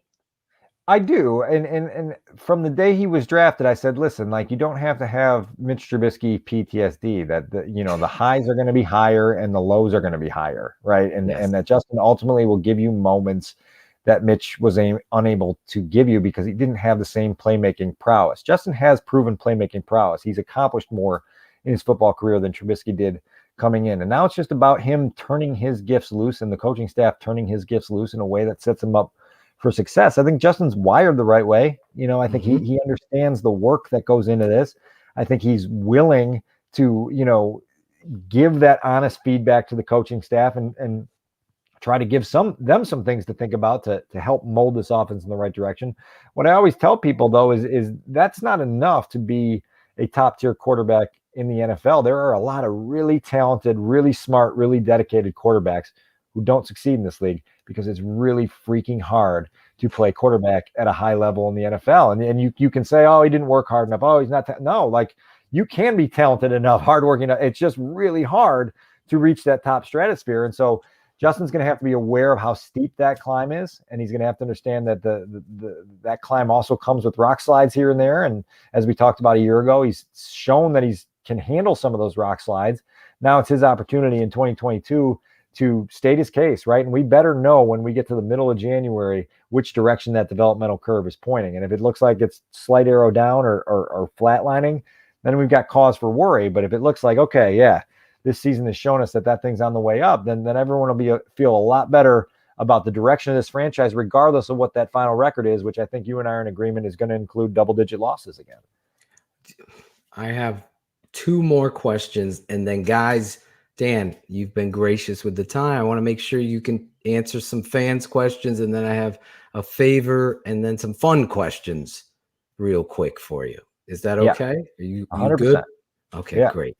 All right, Claudio and Jackle, please. Jackle doesn't do shit, but he did shit tonight. He got our guy Dan Wiederer on the show. Dan, shout out to my wife real quick for handling bedtime too, so that we could do my this. Wife too. I would be remiss. Shout out to my wife too. I have twin boys. You have how many kids do you have? 9-year-old son, 3-year-old girl. Congratulations, bro. How old are the twins? 8. So you know the 9-year-old. Is he playing Fortnite? Are you letting him do that? He's into Roblox and something called like Cookie Mountain Kingdom right now, which drives me crazy. My sons are into Roblox, bro. Oh my Lord. They're pressing that jump. Anyway, we'll talk about that another time. But yes, I'm with you in that. So shout out to the wives that do their due diligence, do their research, as Fangio would say. They get those kids to bed. My wife does. Does your wife rub your son or your son's back to bed, or the baby girl? Does she have to do the rub on the back? So my son is I think he's in the 99th percentile of sleepers in the history of humankind. So he's never been an issue for us. The dude sleeps 12 hours straight every night without a problem. Our daughter, complete polar opposite. Oh, she is a maniac overnight, wakes up at 3 a.m, screams at us, needs somebody to sleep on the floor. She'll fall asleep, you'll try to creep out of the room, she'll hear your ankle crack, scream at you some more. It's a complete opposite. We're going through that right now. I want to shout out personally and thank Miss Wiederer for doing Mrs. Wiederer. That's the correct English. You would be my editor because anyway, you gave me Trevis Gibson and Cole Kmet. Okay, give us one name that your eyes are saying, you know what, you got to watch out for this guy. Either side of the ball? Either side, any name. I'm trying to think somebody who wouldn't be top of the surface answer. Obviously, we talked about Kmet. I think everyone's in agreement that Jalen Johnson is on the right path. Maybe a guy I'm interested in watching throughout the spring and then seeing what he does with an opportunity is Thomas Graham, right? Like we saw him there you go at the end of last season come in and take advantage of an opportunity to start and really show out on the Monday Night Football stage and then develop that confidence that's so critical when you're a rookie trying to make it in this league. He had I'm not supposed to share many details from these close practices out at minicamp, but he had a punch out today, right? And we're not in tackling. It's not full contact, but Darnell Mooney made a catch. Thomas Graham knocked it out. Drew a lot of praise from a coaching staff that wants to see every single rep of every single practice period finish with a strip attempt, a punch, a rake, whatever you want to do to get that ball out. Thomas Graham got one out. I think he's another kid that has proven ball production in college that needs to translate over to the NFL, and he wants to take advantage of the opportunity. And there's an opening, as you know. We talked about receiver. There's an opening at cornerback right now to start opposite Jalen Johnson. And somebody's got to take that role, whether it's a draft pick or Thomas Graham. That's a name that I'll keep an eye on this spring, and then hopefully we advance that rhetoric when we get to training camp in August. Look at this guy. He steps up into the pocket and delivers like a true pro. Thomas Graham Jr. Listen, last question, and then questions from the chat, and then fun. I would be remiss if I didn't talk about Matt 2.0 and I want your truth so far. You heard me, you were backstage in my coach speak. I'm hearing what I wanted to hear from a new head coach, but he comes over as a defensive coordinator. There's whispers that he was going to get fired, the letdown with the Jaguars, and there's some sort of echo, if you will, towards Matt Nagy's play calls and Andy Reid and all of that, good old boys network hires. For me, I'm hearing things I wanted to hear. What are your thoughts being around the man and so far just watching practice? So to your point that you were making before I came on about standards, right? And I think that was one of the things you were talking about with the things that you really wanted to hear were standards. I think standards need to be set in cement, right? Like you have to cement standards.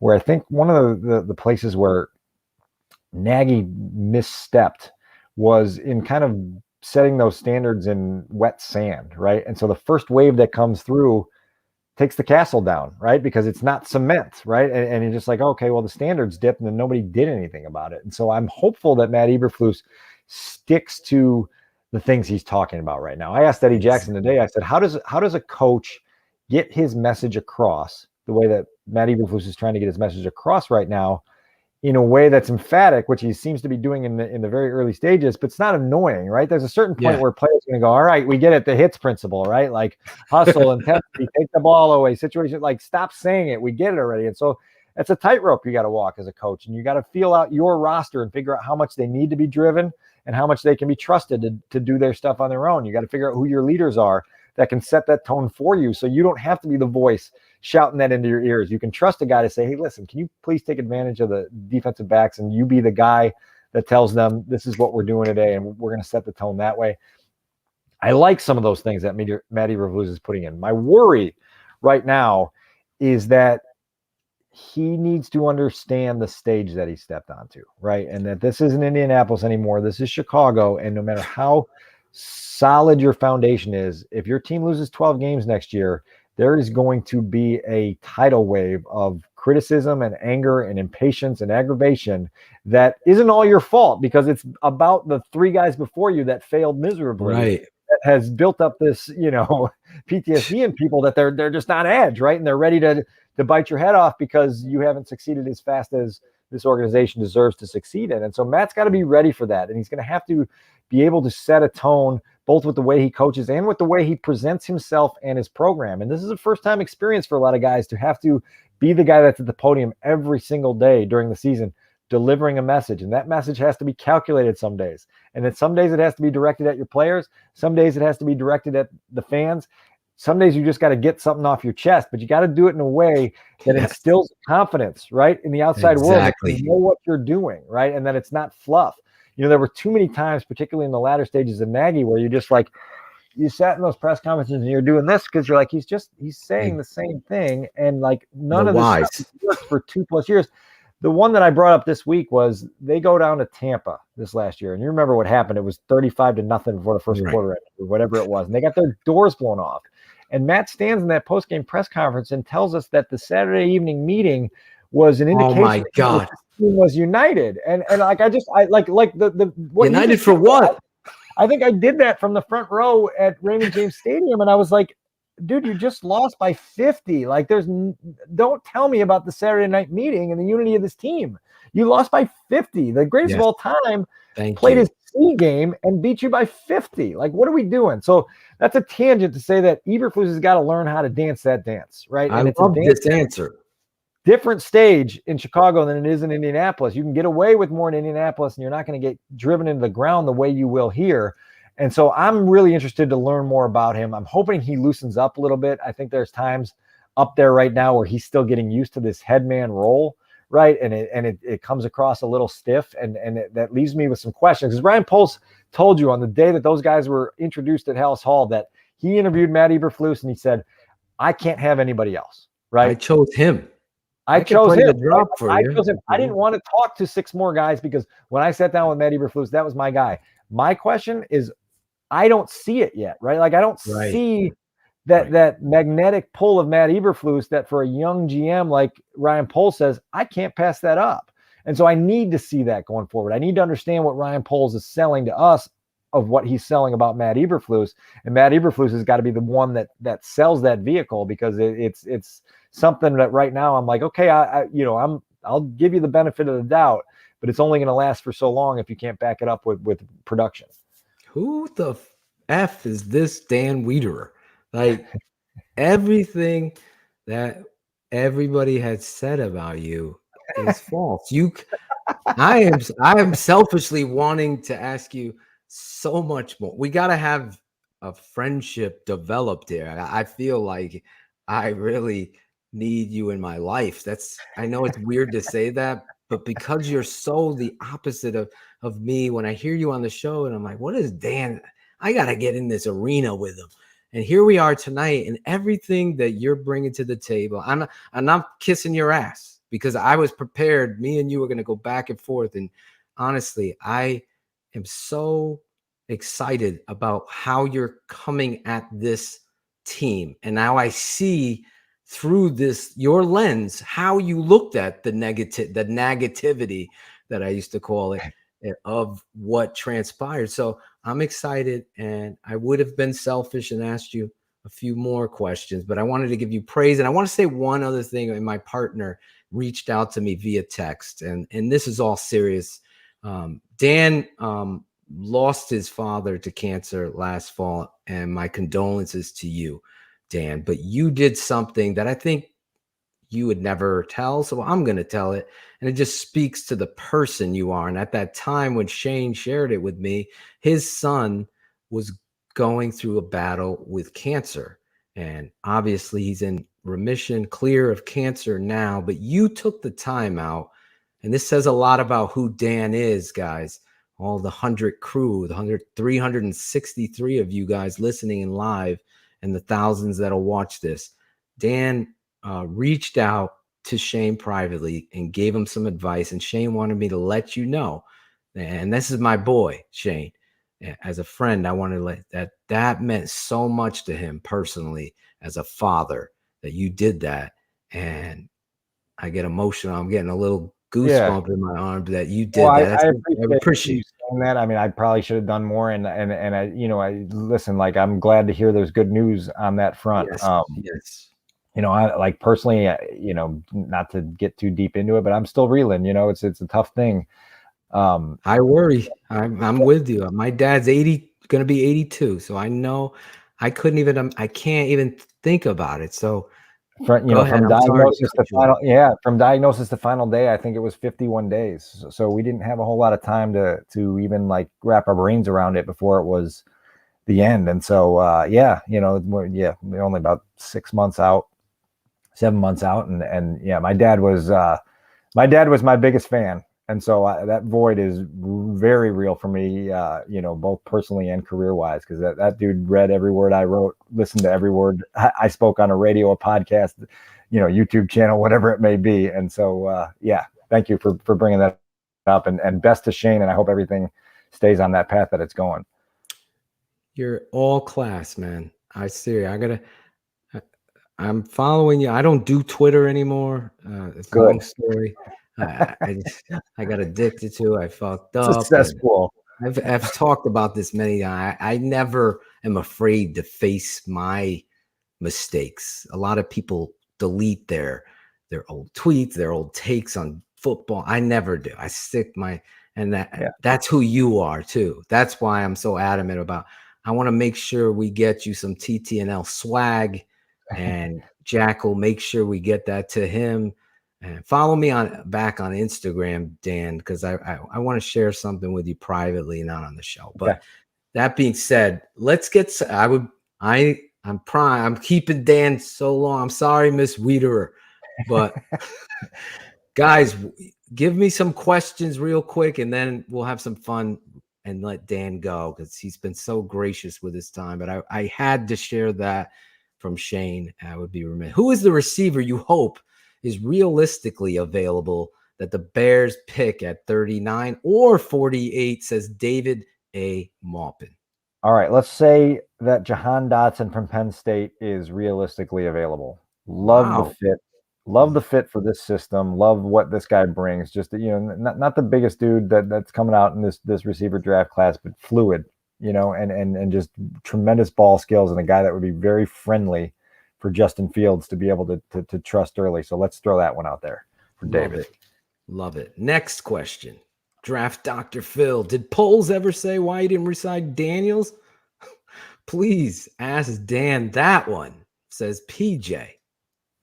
Ryan Poles never said directly why he didn't re-sign James Daniels. He said indirectly that he is looking for a nastier edge to that offensive line. And I think there's a sense that they need to find guys that are badass MFers to anchor, particularly on the interior of that line, to really set a tone. And that's why, listen, like Ryan Poles stood at the owners' meetings with a smile on his face and said one of the reasons he loved signing Lucas Patrick is because Lucas Patrick's a prick. That was the GM's word. I would say this. I said the same thing. And he took great pride in saying that. And that's just about sort of instilling what you want in your guys up front. And so I think it's just going to be a new sort of identity up front there. And that's hopefully going to be built through several acquisitions. Again, 27 more bodies need to be added to that locker room in the next couple of weeks. So there's probably going to be another interior lineman or two that can come in and compete. I got 2 Virginia Tech boys that I would love to see, Brock Hoffman and Lacetus. Don't call him Lafetus like I did, but what was that? Win-loss record for the Bears this upcoming season. I will double this. I saw Bearlissimo. I got to give him a Cap says 3 wins. Are you over 3 wins? And then answer Ricketts as well. Yes, I'm over 3 wins. Cap wants them to go. Cap is suddenly gone from like they're going to win the Super Bowl. I don't agree with Cap, Dan. This roster, I knew I could convert you. It only took an hour and a half when we got you fully converted. But look, like he's gone from the Bears are going to win the Super Bowl. The roster's better than you think. They need to lose every game this year so they can pick 3rd next year, whatever it may be. I think 6-11 is right around the bar that this team is facing. Obviously, injuries factor into that. I think at the end of this year, even if it is 6-11, it's got to be a brand of 6-11 where it looks like they're playing modern NFL offense, right? And that the quarterback looks good. And I think people will be fine with 6-11 if it looks like Justin is good, right? Or on his way to being good. Yeah. Yes. And we'll be there. It's just, man, so many holes to actually contend it. I cannot wait to see what this roster looks like. Because here, I will go on a rant and I don't want to keep you any longer. One more question, then a couple questions that we ask every guest, and then a favor for you to do a station ID, and then we'll let you go Netflix and chill with your wife. Dan, will we have season-long captains, Dan? Listen, Mark Potash, who is an awesome guy to talk to during downtime at Hallis Hall, he was adamant this week that he needs to get to the bottom of this with Matt Eberflus sooner rather than later, because he's just so tired of the game-by-game captains, which goes back to what we just talked about setting standards, right? And exactly. Okay, you're going to be a captain this week because you're playing your former team. Okay, like how did you earn that, right? Like what and what tone are you setting, and how are you truly being that leader of this team? And so I think there's a consensus, it's certainly not unanimous, that people would like to go back to actual legitimate season-long captains, guys that are undisputed leaders of the team every single week, rather than being like, it's your week. I know you're just kind of a 5th-tier special teamer, but it's your turn. You're the captain this week. I got 2 former Chicago Bears. I won't name them because they'll probably be pissed. 2 former players texted me about this on their own. Fucking choosing captains every week. What kind of fucking shit is that? Is like, I'm paraphrasing, but they were legitimately the same. And I agree, Dan. I hope Potash, or you, if Potash forgets, you got to get in there and make that happen. Anyway, the chat, you guys have been great. If Dan Wiederer is changing my mind, I love this guy now. I'm taking him out for dinner the next time. This is like Rocky at the end of Rocky 4, right? Yes. Dean, we're going to end with that punch, but never ends. We'll just stay there. Can you do it? Anyway. All right. Here we go. Yeah, you got to go the opposite way. Opposite way. It's always confusing to me. Real quick. We ask these fun questions now. Is Dan Wiederer a DC fan or a Marvel fan? Is it okay for me to say neither?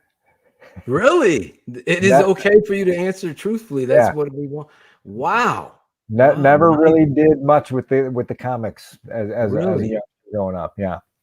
Not even the movies, not even the shows now. Boring answer. Not really. Hey.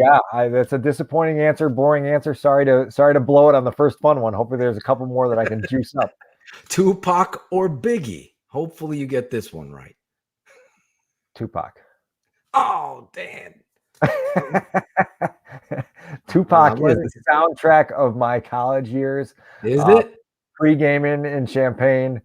Shout out to John Eames, whose apartment I spent a lot of time into before we went out to the bars. I was always going in John Eames' apartment. I truly would have loved to see what Tupac would have become in the later years. I feel like that guy would have been a absolute force as his acting career developed, as other avenues of his world developed. That guy, it fascinates me. And maybe when his fake death, becomes and he comes back right after he faked his death. We'll learn more about that stuff in like 5 or 10 years. Would he have slapped Chris Rock, though? People want to know. Probably not. Exactly. Probably not. Not a lot of people would have. Exactly. I had to throw that one in there. Are you team PlayStation or team Xbox? PlayStation back in the day. Yes. Now you're back in. We had... I'm picturing the apartment. I lived in Lakeview and then Wrigleyville for a little while, and we had a college football running season where we took over the Rutgers program with my 2 roommates, and we would just, whoever was home got to play the game, and then we worked different schedules. So then you'd be like, "How many games did you get in?" "All right, I'll be home. I'll play weeks 5 and 6, and we were rolling through seasons, and that PlayStation got to work out for sure. I love it. Last one. It's easy. I hope. Is there a show that people should be watching in regards to, is anything you're watching that you would suggest people watch? I did forget iPhone or Android as well. Answer both of these. iPhone. Yes. I got too many people in my family that are on the Android, and it's always very frustrating when, certain images don't come across. Videos are all screwed up. Oh my God. So with you. Drives me crazy. Your other question was a show that we're watching. Not watching a ton right now. I'm trying to think if there's a better answer for this. My son right now is into American Idol. And really? I wasn't expecting the last 2 years to be into American Idol the way I am. My wife and I used to watch it a long time ago. Me too. This is a softer version, right? Like it's definitely a less harsh version in 2022 than it was back in 2004, right? Like when Simon could say anything and not worry about anything. I'm into it because there's number one, I think I'm falling in love with Katy Perry each and every week. That's that's a secret between you and the 300 plus here. That's where I got to cut it off. But no, there's an element to it where it's like I've always been about, particularly in my sports writing career, is watching people pursue their dreams and figure out a way to get on that path and get on that climb. And so you can learn certain things from it. And I know it sounds corny and cheesy, but that's what I take away when we're sitting on the couch, and my son digs it, and it's been fun as a family view recently. I don't know if anybody in this audience is going to take that. You're going to hear Idol, but you're going to hear that at training camp, I'm sure. Hey, who the next American Idol? I'm not ashamed. I'm not ashamed of anything. I come away with so much respect for you for sharing your truth and really showing people who the real Dan W is. And I think you've changed. I've seen people admitting, I used to think he was someone called you like a shovel to the face. Now your truth. Look at that. You said a minute ago that you're no longer on Twitter, and I said good, because like I said at the outset, like it's just it's a place where like nothing gets accomplished, right? No matter how hard you're trying to accomplish something, nothing gets accomplished, and then people have misconceptions about a breakdance battle, like way back in the day. It's like if you had the most friends and crew there, then of course you won because they were the loudest. But really, ultimately, you have all these people jumping in, and your point gets misconstrued. I totally agree with you. Yeah, and then people get it. You know, they like, I'm Mr. Negativity. I'm not Mr. Negativity. I promise you, I'm not. And like I love this forum because then I can sound it out, and you can hear it. You can go, wait, that doesn't sound as harsh and wet blankety as I thought it was. It's actually just an observation that comes from experience. Now, you are welcome here anytime. Because I apologize because I'm one of those guys that carried that torch. That Dan's always fucking negative torch. But listen, I'm totally, we'll duke it out here and have some fun with it. So please, I would love for you to come back on the show and be a part of this network. The fans have spoken. You're part of the family now. And that's important to me. So when people ask me if I miss covering college basketball, because that was a dream job when I had that job for the time that I have it. The first answer I give is I don't know if I miss covering college basketball or if I miss covering winning, right? And sort of the topic we were just talking about, I think there is something about that, right? Like I would love to not be negative. I would love for people to be like, my God, Dan's just spitting straight positivity at us because there's positivity to be spit. Like that is a dream of mine. I just don't know that it's going to happen with my current beat and the current team I cover for a long, long time. You have been phenomenal. If you're just tuning in, you missed an amazing interview with this guy, getting us ready for the draft. We didn't even talk much draft. There was so much to talk about and build in this relationship, chilling, as Where Goes One says, with TTNL, the Tape Never Lies Network. That is your final task as we turn the torch. And please, Jackle, edit that Katy Perry line out of there. I don't want this guy in trouble, okay? I'm going to count you down. You're just going to say Dan Wiederer, however you want. Tribune, GN. You throw out all your stats. I don't care. I'm going to shut up for once tonight. Let you do your thing. And you're watching. You're keeping it at 100 on the Tape Never Lies Network. So the cheat code is above us there. Keeping it 100. And then the Tape Never Lies Network. It doesn't say it at the bottom. It says tapeneverlies.com, but I think you could do this. I need name, network. No, show. Oh yeah, you're right. My name, accomplishments, however you want to introduce yourself. And then I'm keeping it 100 on the Tape Never Lies Network. And I'm going to isolate on you unless you want to be with me. Some people don't want to be isolated on. It's up to you. I'm fine wherever it needs to be done. Okay. I'll put you by yourself. There he is. No pressure, as they're saying in the background. I'll count you down when you're ready. Ready. You ready? 3, 2, 1. Dan Wiederer, the Chicago Tribune, keeping it 100 on the Tape Never Lies Network. Boom. Yes. One take Wiederer. Look at that. Some of you were saying 2 takes, 5 takes. Akeem took 13. No, he didn't take 13. I always give him the extra 11 takes. But I don't have to take anything away from this other than I truly, with all my respect, thank you for jumping on this show and really being a pro's pro. And I'm all of the story from Dion Miller. Give a shout out to the fan of this show that's going to be surprised. What was his name? That I wanted to hear his name and give him a shout out. The dude that Mark Itonemy in Oklahoma City. Mark Itonemy will definitely watch this episode, and he watches all of these, and he'll be excited to see that his childhood buddy's a guest this week. That is awesome. Mark from Oklahoma City. I won't even try to say the last name. Itonemy. Close enough. Dan Wiederer from the Tribune. You hear him on ESPN. You can listen to him on the WGN, and he's no longer the wet blanket. He is truly TTNL fan. Thank you so much. Jackle, you want to say thank you? Hey, man, thanks for coming on. The fucking fans loved you. You were probably one of the all-time greats. So thanks for coming on the show, man. Really appreciate it. Never was the wet blanket. Never was. Just very misunderstood. Perfect. Nice. Stay away from the roadblocks and please. And Fortnite. Have a blessed night, man. Thank you so much. And thank you for being so truthful and Keepin It 100. Have a Take great care, night, fellas. bro. Enjoyed it. Awesome. Dan Wiederer. Dude, did your mind change on Dan Wiederer? Well, you guys might have liked him. I always liked I like and Dan. respected That's a good way him. to start an interview, Phil.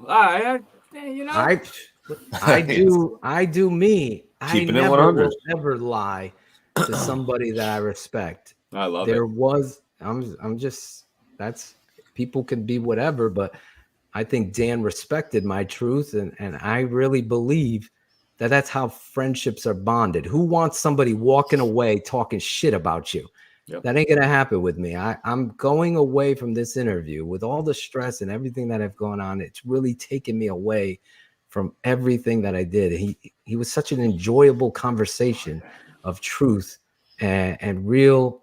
I mean, I hate to say because so many guests come on here, but that was one of my favorite conversations because I truthfully will admit that I thought Dan was going to be down for a fight, but Dan was just Dan. That's who he is. And I think he was so, and I'll go on my little mini rant for 2 more minutes, you fucking trolls, but he deserves the praise that he came on here and did. Mark Grody came on here when we were critical of Mark, and Mark said, I heard you motherfuckers in my ear, and it made me better. That's my job. And I think Dan is that kind of person. And I come away from this conversation not only with Dan sharing about his dad and what he did for Shayne. I already knew about that. But Dan, the man, pardon the rhyme, he is the man. That was awesome. And I'll make sure Dan gets his intro so he could share it to Dion Miller and maybe have the both of them on together. That would be a lot of fun. There's always something to share. Hopefully, Dan gets to write positive shit like this. To take over the North and never give it back. That's right. We'll see if he's going to take over the North and never give it back. How about this? Claudio shared this with me. He was all excited. I want you fans to hear this. I can go on with Dan Wiederer a lot. Look, Claudio's spoiler alert. Spoiler alert. But Dave Matthews at the end of the day, I will get my respect, and I'm going to keep going until I get my respect. Even when I do get my respect, I'm still going to keep going. That's the most important thing that love I've that heard from a professional receiver or anybody. And, you know, that's coming from the heart. You could tell that. I mean, that dude believes it with every fucking fiber in his body, bro. That dude is. Listen, Darnell Mooney. He's not a captain. I don't. You know, he needs to be a captain, I think. Claudio's putting a C on him. Hold up, Claude. They have talked about Darnell Mooney, the player, the most. He has been the most named player. Now I know the media talks about him, but I want to share some transparency on my end because that's what I do. I did the double take when he was drafted. I'm like, this kid is Bernard Berrien, like light, thin as a rail. And then the more you watch him on tape, he became the best. I'm talking best offensive blocker on the whole team. No. He was better than the offensive lineman. No. JP Holtz couldn't fucking block the sun with an umbrella. And there's Darnell Mooney going out there and putting his face into people. What Claudio said, I'll play it again. I get so excited about this as a coach. What Darnell Mooney is saying reflects what the Chicago Bears have been mentioning this kid's name for a reason. But at the end of the day, I will get my respect, and I'm going to keep going until I get my respect. Even when I do get my respect, I'm still going to keep going. You know why? Because he loves the game of football. Yep. That's why. And I'm excited about that football player and seeing what he's going. Mo Mooney, Claude, you got any Mo Moonies? Mo Moonies? Mo Mooney. And listen, Coach Eberflus, the big topic for me. I've talked about this before, but this is the verification of it.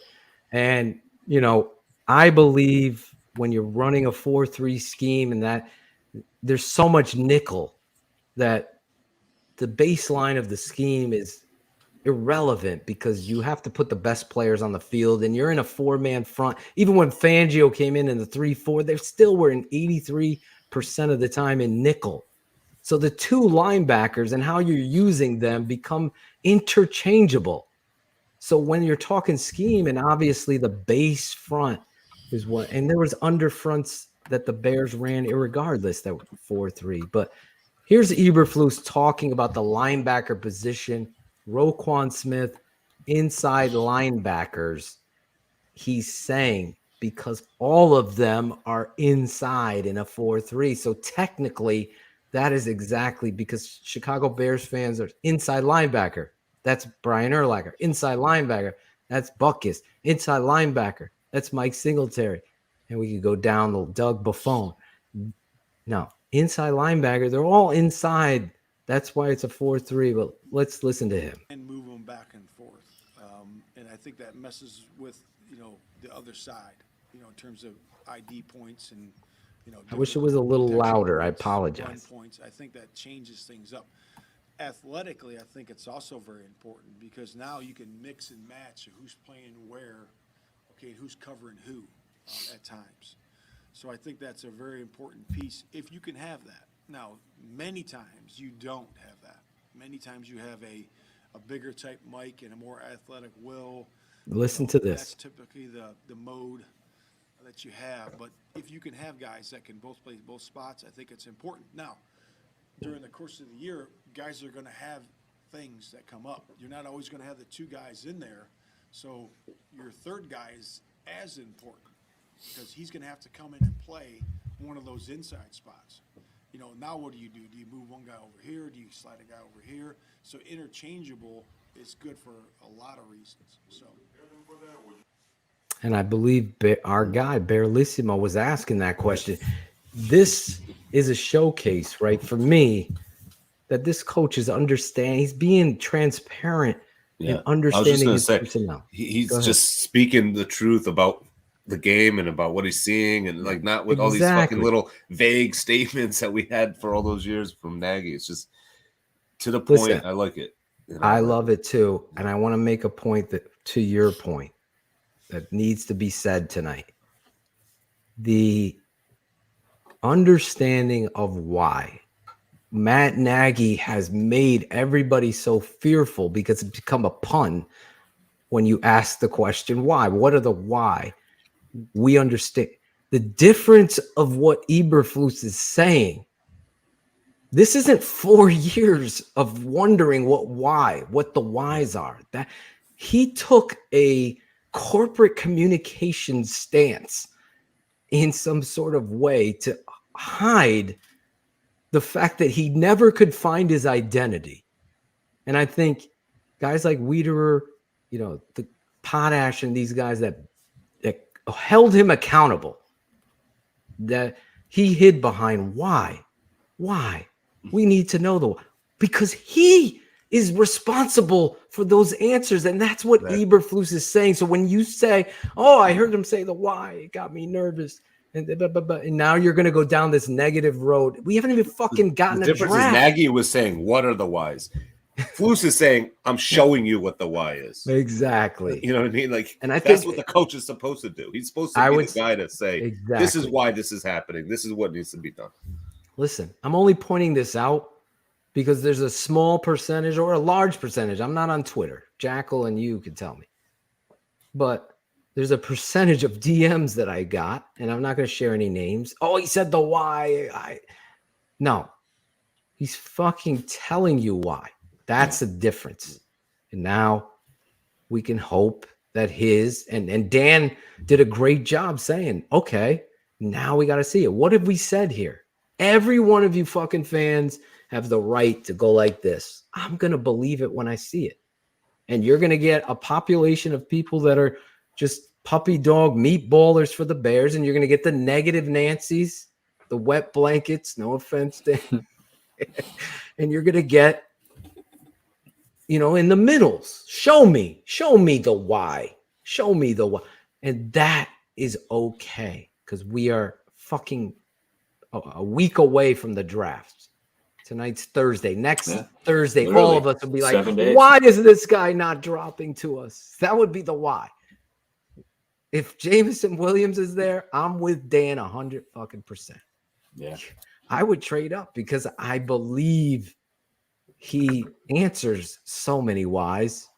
And the last time, I hate to bring this up, and I think 500 of you are asking me about Julian Davenport. I'm going to answer this question for you.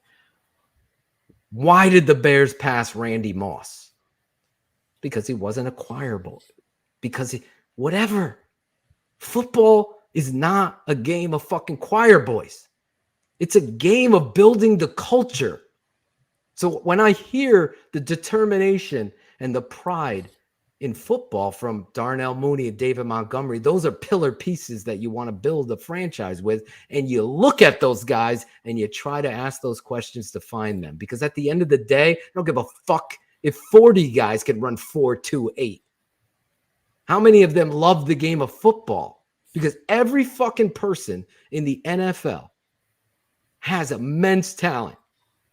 And I banged on Charles Leno for years. What a fucking pussy he was. Soft as puppy shit. But I always said under that prerequisite that there's no questioning Charles Leno's talent. It's his toughness, his pride. Eddie Jackson, same thing. That kid is so athletic. I didn't want to go and keep Dan longer because I didn't want him to. So what do you think about him not showing up? I think that was a pussy move. And you know what? Who was there the next day? He heard the fans. He heard the noise. And he's missing out on the culture. He gambled on thinking him not showing up. We've never spoke about this. And Dan, yes, did drop an F-bomb tonight. So it makes me even... As you said, changes. Hold on. No, I don't know who put that up. Okay. Listen. It made me almost lose my point. Sorry, go ahead. Eddie Jackson thought for a moment that he was going to say, I'm the man. Culture. This is, I should have said this to Dan. This was step one for Eberflus. Shayne pointed it out on our patron show that we broke down Jalen Tolbert. If you're not a patron, the tapeneverlies.com, become one. Because you're going to get the best draft coverage there is.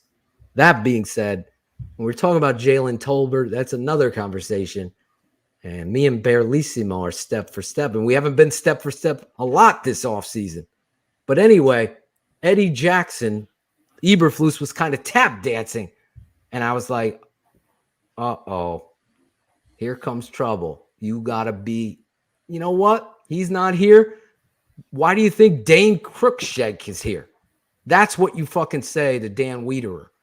And Dan could raise his eyebrow. Okay, no. That's the message you're sending to Eddie Jackson. You ain't a part of this fucking football team because you're not here. You better be here. And sure enough, granted, I saw a little kind of loopiness in Eberflus. It got me nervous, but then he stepped it up. So now we got to see, is Eddie going to buy into the culture of this? Shayne always points out, and you guys know, Jackle, that Nick Saban held Eddie Jackson accountable. He was a captain, and he benched him. Eddie Jackson it's just like Lawrence Taylor has Bill Parcells to thank for his career. Eddie Jackson has Nick Saban to thank for giving him a shot, because other people in the league that I knew that Eddie Jackson was a prima donna. He was one of those guys that knew he was better than everybody and didn't have what Darnell said. I don't give a fuck if I get to be the best. I'm going to work that much harder. There's a reason why I'm a Bears fan. It's Walter Payton, because of that trait. Those are hard to find.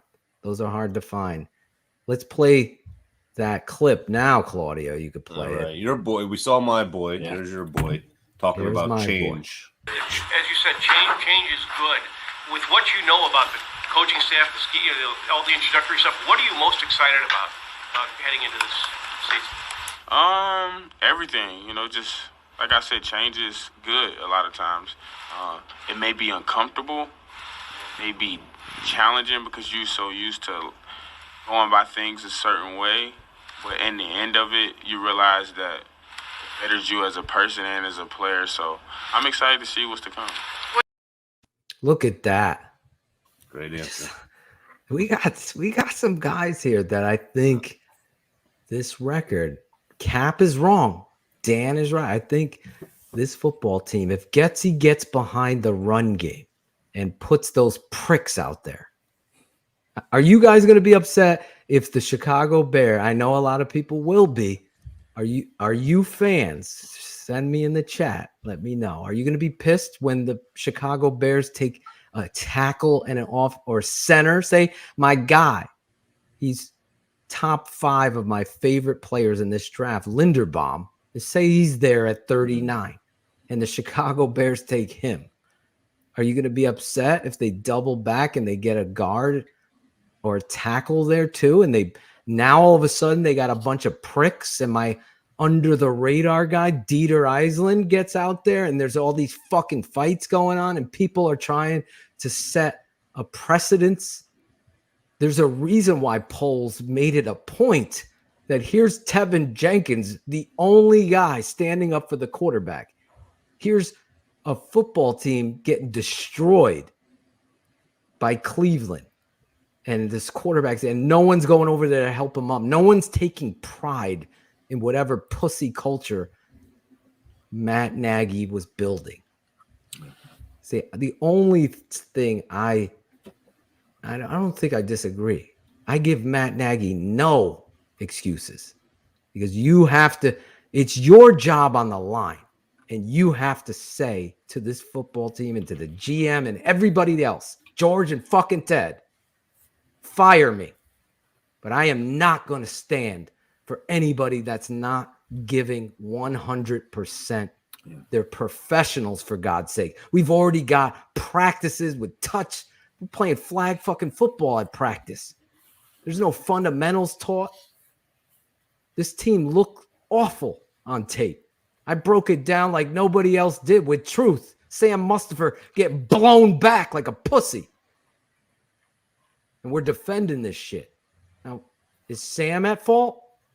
Is the GM at fault? That's up to you. But at some point, something had to change, and it didn't. It didn't. And we have said this for, I know Potash is getting down to the dirty work of it, but that captain's thing, as a coach, as a player, I just remember being a player and looking up to the captains at Hofstra, Wayne Krebet, and looking at them and having that captain. That's needed in a locker room. It ain't, oh, Bruce Irvin, we just signed you. You're playing against your old team. You're the captain this week. Yeah, it's like a fucking participation award. Exactly. I mean, you got to strive for that. You want that C on your chest. Exactly. So you got to play and conduct yourself in that manner to get that. That's what you got to do. Buddy ball. Great point, Claudio.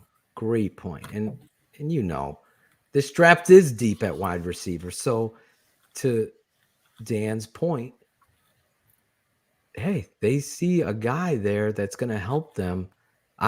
I'm not going to be shocked. I'm telling you right now, who was their big signing? Larry Ogunjobi, the Jedi. David Larry Moore. Obi-Wan Kenobi, right? What if they take a 3-tech in the 39th pick? What if somebody falls that is just a tremendous football player at 3-tech? Somebody they want. They define that. The goddamn Twitter's going to fucking go crazy, right? Jackle, that's going to go crazy. Oh, my God. What if Perrion Winfrey's there? A guy I really like. What if Devontae Wyatt? I'm a big fan of Thomas Booker. Obviously, I don't think he's going 39th, but I'm just saying that could happen. So I love the goddamn draft more than anything. It's grown man Christmas. I've said that. It's like Christmas Day because the Bears have a shot. Everybody has a shot. And I don't know. I'm just on a high from Wiederer and the perspective that he gave. I didn't know Dan was in 3rd grade and a fan of the Bears. So imagine that journey. I know I'm going back to Dan, but I'm just thinking about it. The journey, that was my dream, that I would be covering the Chicago Bears. My dream job was to be Jeff Joniak. And I don't know Jeff. I'm not the biggest Jeff Joniak fan. Everyone knows that. I feel like he comes off a little arrogant, and that's my truth. Jeff could come on here and change that. But that's how I don't like. You're the voice of the Bears. Get on every fucking podcast. Share your voice. Share your time. You don't do that. Anyway, I'll go. I wonder why he doesn't return any of my emails. But anyway, that was my job. I wanted to be, I love Tom Thayer. I had the pleasure of meeting Tom Thayer. One of the fucking, we never had him on the show. I don't know if the Bears don't want him on this show, probably. But Tom Thayer is a class act and an amazing person. And tonight I felt that way about Dan. Yeah. Anyway, Jackle, before we are you ready for your? We can do a brief one, man. I mean, we talked about a bunch, you know. Hold on. But, yeah. Before we get into the Jackal segment, it's going to be sponsored. We got to do our sponsor. We have that music, Jack. Claudio's shaving his nuts, right? Oh, yeah. Everybody knows this part. Where is it? Does anyone have the Lucky Duck music for me? Yeah, Jesus Christ. Cherie's not here. Night driving, right? Oh, there it is. Falls apart without Cherie. Jackal could try to whisper as I read this. I'm going to read it as I'm doing. I'm not going to whisper to you. It doesn't. It just is creepy now. Yeah, it's not as it fun. Is creepy. Whispering to fucking you. I'm going to condense this read as a because I'm so tired. A special Thursday night read here on TTNL Keepin It 100. Yes, the Thursday night read. We got to shout out our guys at Manscaped for promoting this show and everything we do here. Fellas, have you started spring cleaning yet? The carpets need cleaning, the drapes need a dusting, and your lawn needs a mowing. Spring has sprung, and the global leaders in the below-the-waist grooming have the best tools for cleaning angles, cleaning aisle 5 in your pants, Claudio. Time to clear out your winter bush and join the other 4 million men worldwide who trust Manscaped. By going to manscaped.com for 20% off plus free shipping with entering the promo code ShyCitySports. That's right, ShyCitySports. I know I can speak as a client of Manscaped. I love the product, honestly. The shampoo, the conditioner, the body wash, the underarm deodorant, as well as the razors are amazing stuff. And I really wouldn't back anything if I didn't believe in it on this show. So go over to manscaped.com. Finish your grooming routine with a Plow 2.0, the perfect razor for the finest shave. You can even do it on your face. It's Plow 2.0. It's a new face shaver. Because if you're using the Lawnmower 4.0 on your balls, Jackal, your face needs a doing. Spring clean it up. You're doing it wrong if you're not getting into Manscaped. That's manscaped.com. 20% off free shipping with the code ShyCitySports at manscaped.com. That's 20% off plus free shipping at ShyCitySports at manscaped.com. It's time to throw out your old hygiene habits and upgrade your life. That's Manscaped. That being said, thank you, Manscaped. Where is this? I can only imagine the smells coming out of that thing, but only imagine the smells coming out of that thing, but Jackal better do some shit. Jackal better do some shit. Jackal don't do shit. Jackal don't do shit now. Jackal don't do shit. Jackal don't do shit, bro. Jackal don't do shit. Jackal don't do shit. Jackal better do some shit. Jackal better do some shit. Jackal better do some shit. Jackal better do some shit. Jackal better do some shit. Jackal better do some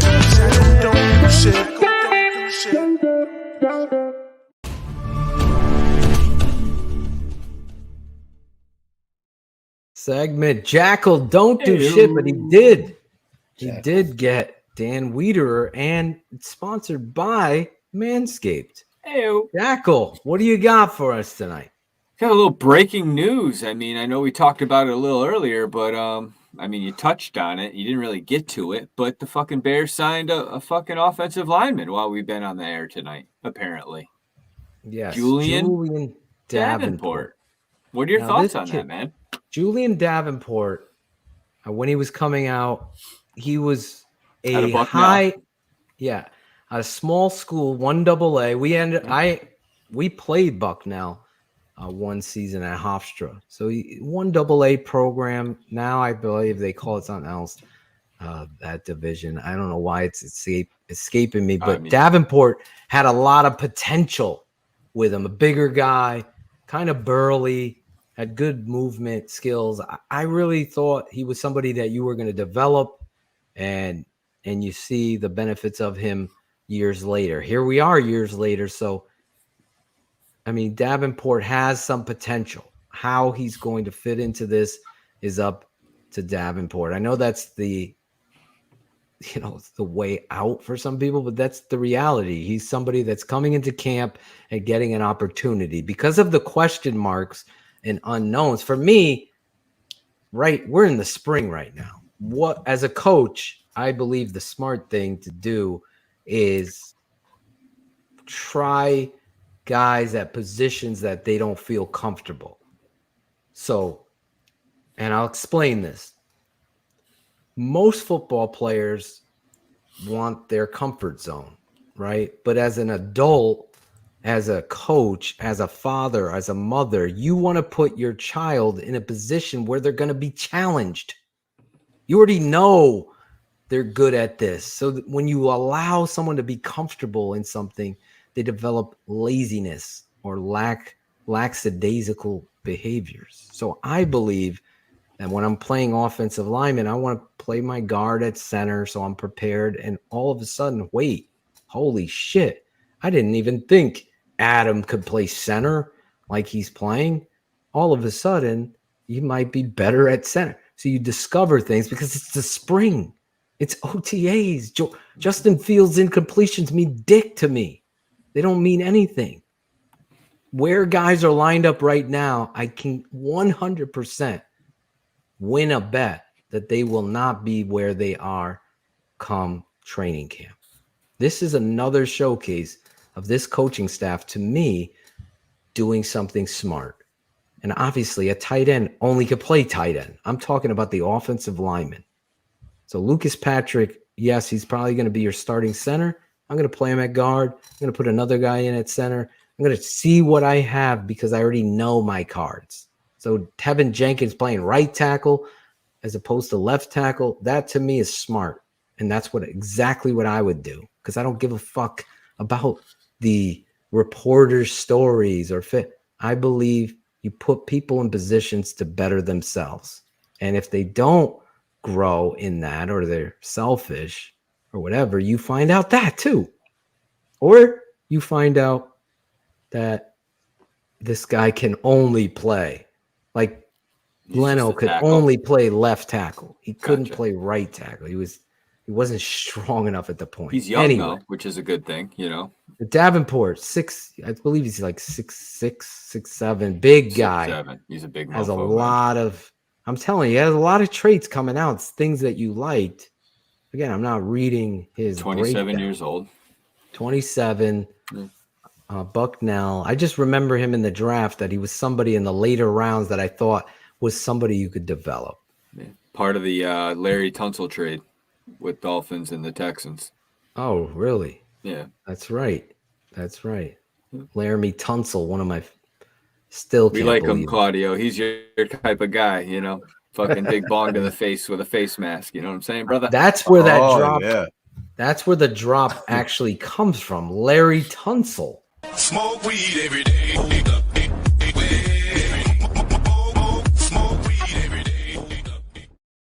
Not that drop. Oh. But the other drop that we played. This one. Where is the other drop, Claudia? You had it. Here it is. I don't give a fuck that he smokes weed. They all smoke weed. Smoke weed every day. That was talking about Larry Tunsil in that season in the draft. The Bears, I thought, should have went and drafted their left tackle. How do you think they'd be? I think there'd be. There's hope, guys. There's hope. I hope there's hope. I hope there's hope. Tonight there's hope. What else do you got, Jackal? First I'm circling back to Dan, man. He was a fucking awesome interview, dude. He was fucking fantastic. I was glad that he kept it pretty real, got a little vulnerable with us or with you, and the fans, man. And I think a lot of people were happy with the tone that he was speaking with respects to the Bears. It was a pretty awesome interview, man. So I'm glad you had a chance to do that. I think you and Shayne together with him would be a nice trio. And I hope he comes back after the draft and we get him on to chop it up with the two of you knuckleheads. You fuck yourself. Cars is pissed at you for not putting him in there. You fuck yourself. Cars was pissed because you didn't include him. I'm just a fan. I'm not a football evaluator. Yeah, we know that, George, and that was part of the conversation. We've given a lot of names tonight. Give me some fucking names. Give this. Yes. I have another Jackal, one for you. What else do you have? So David Moore, we talked about signing him, right? He adding him to this wide receiver list. It's now becoming a crowded list of, there's like how many guys. So my question to you is, how many guys typically do you see, or how do you feel the Bears are going to go forward with their wide receiver room? I mean, right now it's Moore, Mooney, St. Brown, Pringle, Isaiah Coulter, Webster, and Daz Newsome. I mean, obviously going to draft a couple of guys. We all agree. Right. Do you see them signing anybody else, or are we just looking at draft picks at this point? It's just more of a general question. David Moore is somebody that probably tried out and showed some potential and will get a shot. I mean, I don't even know much about David Moore to even comment about him. So that's a big unknown. I will never be that guy, though. I call it the Mina Kimes technique. And I don't know David Moore. He's nobody. He could be on the verge of being somebody. And I still remember Marcus Robinson on the Chicago Bears. He was about to be cut. We had Dante Jones, Lemuel Stinson telling stories about Marcus Robinson. Was it Lemuel? Anyway, he was on there and he was about to get cut by Dave Wanstead. Dave didn't believe in him, and they send him to Europe. Mark Hatley or whoever was involved in that situation, they send him to NFL Europe, right? And here's this kid. All of a sudden, the light bulb goes off. And again, Marcus got hurt? But the story is, I don't count anybody out. So David Moore, I don't know enough to say him. I remember him with the Seattle Seahawks making a couple catches, and I was like, who's this guy? But other than that, I don't know or remember anything about David Moore. I don't even know what college he went to. Was it Central Arkansas or something? Southwest Missouri, something. I'm not sure. These guys are He had 13 touchdowns from 2018 to 2020 with Seattle, had about 1,300 all-purpose yards. So it's still, like you said, probably wide receiver 4, depth piece if he makes the team. The 13 touchdowns is impressive. Yeah. Right? Yeah. In that year, or whatever, 78 receptions. I'm getting a text, 1,163 yards in his career. With 13. East Central Oklahoma was his There college. you go. Let's look at his best year. He wore number 83. I remember that. Yeah. So he's been in the league since 2017. 2018 was his best year. 2018. Yep. 53 targets, 26 receptions. Actually had 35 catches in 2020. But again, David Moore went out there and played, has bulked up, apparently. Yeah. He's bulked up. So I'm not going to count him out. He could be somebody. We're going to have to watch him, though. Okay. We could break down his tape. But, yeah. You got anything else? So I want to talk about culture. We have a new regime here, and I look around the NFL in the way, like I'm looking at San Francisco, and I'm drawing a parallel, and foreshadowing how things kind of played out with, Debo asking for a trade. They mortgaged their future last year and go get Trey Lance. Guys are now, they're in flux, and people are talking. Same thing in Arizona with Kyler Murray and the nonsense coming out of there. I think culture is something that can happen and change quickly. And that culture shift can be monumental, good and bad. And I think with what we see with polls is a positive shift in the right way. And the slow approach, it's not necessarily slow. I just think the Bears media and the Bears Twitter and the fans are just so ravaged for any sort type of news. But with what you see so far, what is your definite take on, the foundation that Poles has put together with Coach Flus as preseason has started, the season's got going, and it's just volunteer, the workouts and what have you.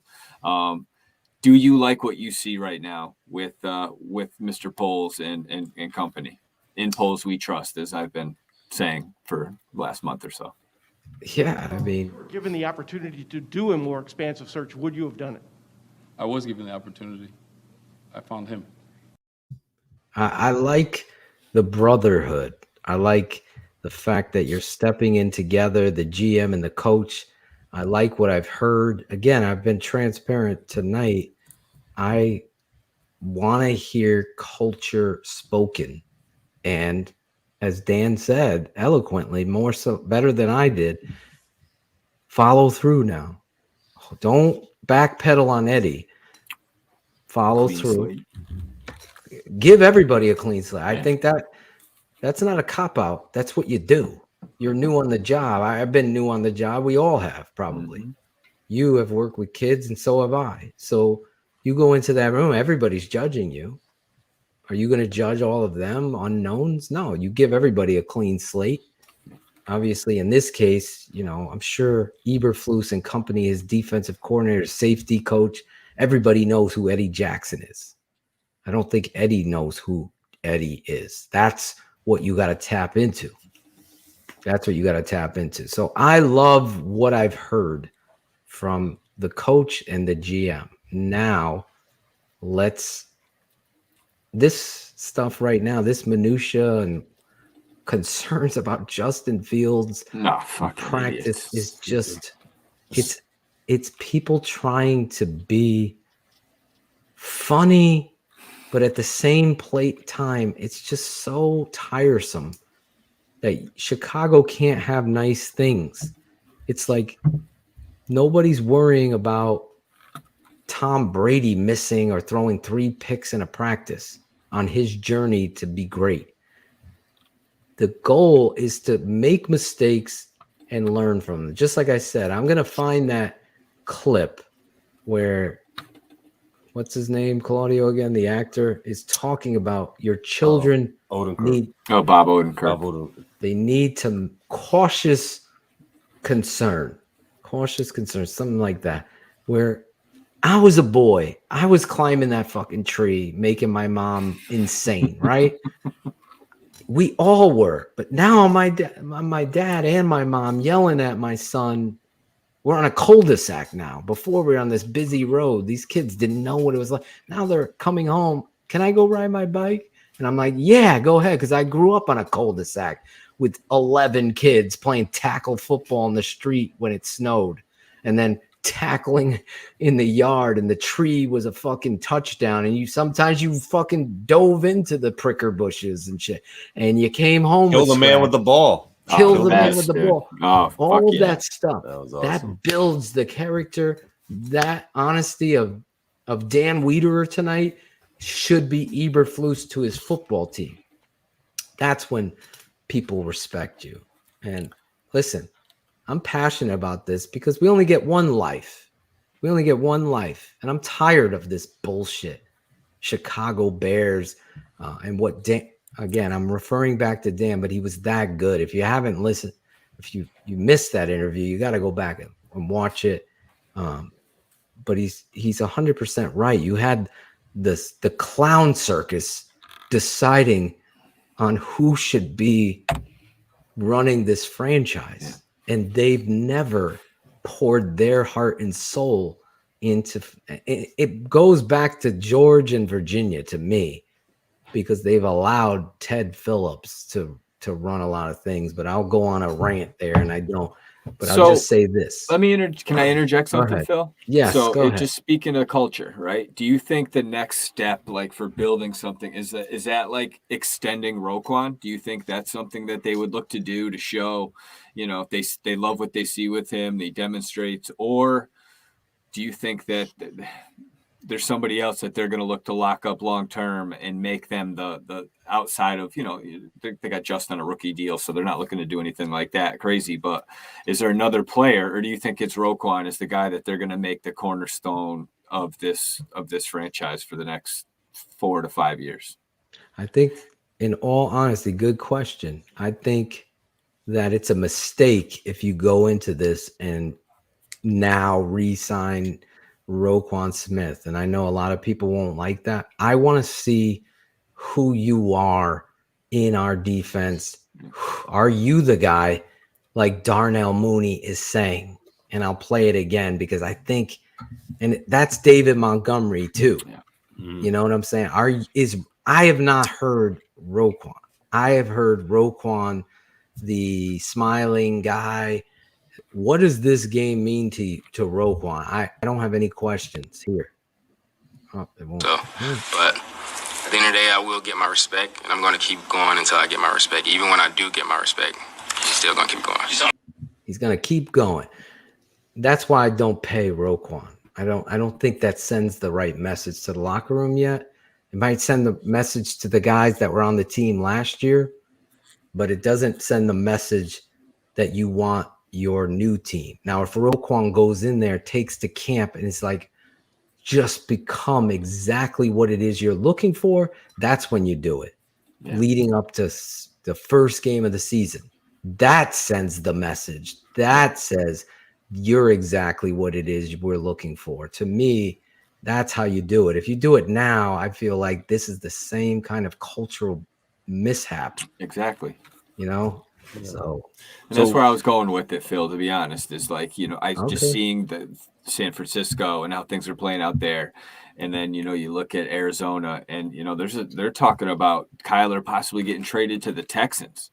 And if some shit like that goes down, during the draft with it, it's mind numbing. But to think where they were with the picks and how they got to where they were a couple of years ago, to see that just fumble at the goal line here with these guys and the talent they have is just I like how, as a Bears fan, I like what I'm seeing, and I don't get this like uneasy feeling like, oh, we're rubbing people the wrong way. We're sending the right message to the players, and fuck the fans at this point. And what I mean, we need to make sure the team's right, but if they win, the fans are going to follow, So I mean, it's like, I don't mean that disrespectfully, but it's just, I think you're right over there, but I think in polls we trust, and I think we're in good hands, man. And I got a couple other things, but honestly, I was. I wanted to actually you brought up San Fran and Debo. Yeah. I mean, it's probably a pipe dream.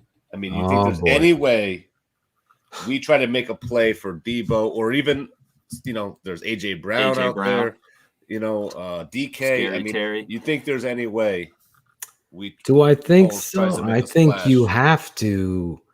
Debo Samuel, to me, is exactly what I'm looking for in a football player. He just doesn't want to play running back, though. I don't care. This guy, like I said, that's why I like Jalen Burks so much. I take a lot of pride in my scouting and my analysis. So not everybody has to agree with. We can agree to disagree, but to me, Debo Samuel is exactly what Walter Payton was for the Bears.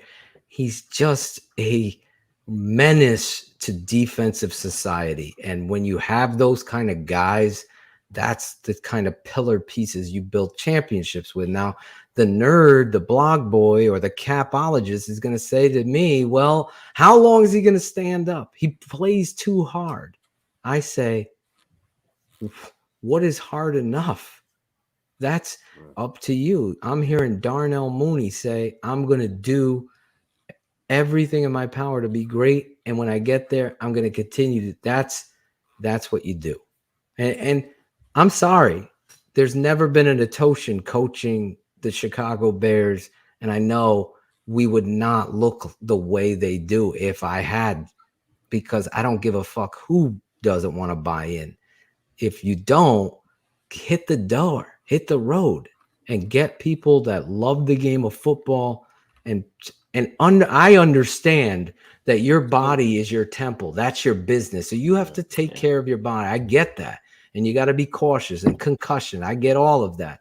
But if you go on Sunday, which is supposed to be the fun time, and you go out there loafing and not helping your teammates out, and you're a pro, I question the integrity, the class, and the professionalism that you have. And I saw that happen so many times with the Chicago Bears, with this coach, with Mark Trestman, even with John Fox. I saw this kind of stuff going down on the football field, and shit rolls down from the top.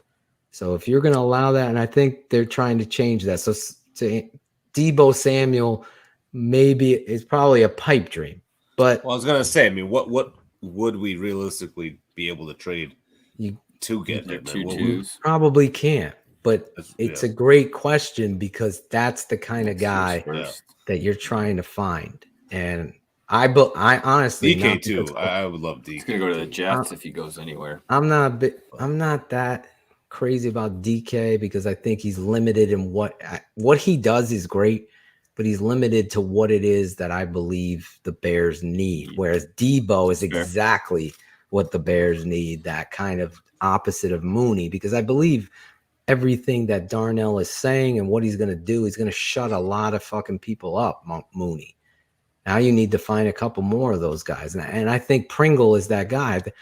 I think a lot of people don't know about Jeremy Pringle are going to say, wow, Pringle. And if I had my choice, AJ would be a tremendous get if they were able to get. I would AJ over DK. How about that?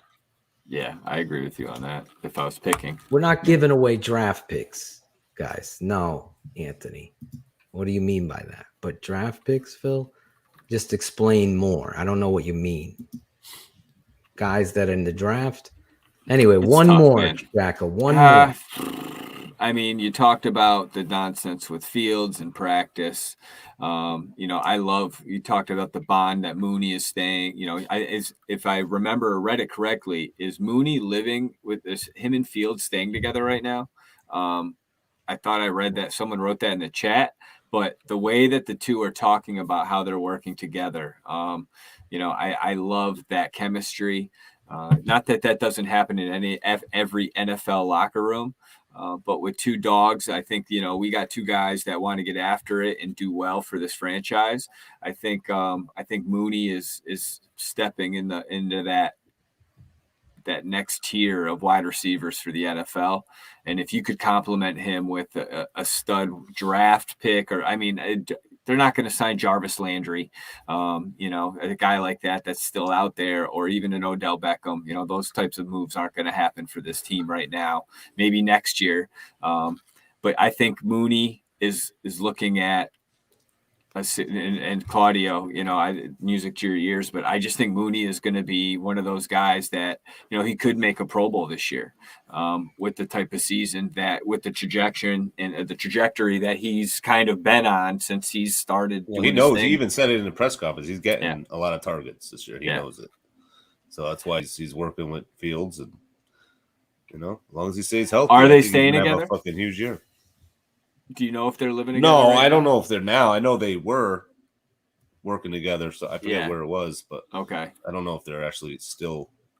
Yeah, and they want the same thing. They want to be successful in Chicago, you know, and I think that that's a beautiful thing. You know, and I'm just excited for Mooney and everybody was talking about, you know, and they're going to get somebody in the draft, you know, a great wide receiver. I would love to see them, you know, do something if they can move up a little bit and get the guy they really want, you know, from 39, you know, but is there before, you know, you're going to have so many shows before the draft. I don't even want to ask. So, we'll save the who would you love to have ultimately, gun to your head, like you asked Dan, you know, at 39, who would you ultimately want? That's the last question that I will ask you for tonight. The two, I only could give you two. Yeah. Treylon Burks and Linderbaum are the two guys. Obviously, Jamison Williams is going to be off the board. So I'm cheating, but Linderbaum to me is the best center in this draft, bar none. He's that talented, and I love this draft of centers. I mean, we interviewed two of them that I believe are going to be better than people believe in, Maietti and Hoffman, and you throw in a guy Juergens in there. I think Hoffman's better than Juergens. That's how much I believe in this. So anyway, to answer it, gun to my head, I really believe that Treylon Burks is going to be the Deebo Samuel. Okay. So it would be hard for me to pass that kid. That's how much I believe in that guy. So, but Linderbaum has been my guy forever. So I would win either way. Oh my God. If they got either one of them, we're going to be live covering the draft again right here on this channel, breaking down the draft. We're going to have Cap on, Adam Rank. We got hopefully Dan Wiederer. We got to ask him, could he come on draft night after the picks and speak some of his thoughts on it? Yeah. Hopefully we'll have some other surprise guests as we cover the draft like nobody else with the Chicago Bears and passion and truth with the tape. Hopefully Barlissimo will jump on and talk a little bit about, maybe break down some tape of the guy instantly after they're drafted. We'll do a lot of fun and everything in regards to grown man's Christmas. Before we end the show with our patented shout out segment, what is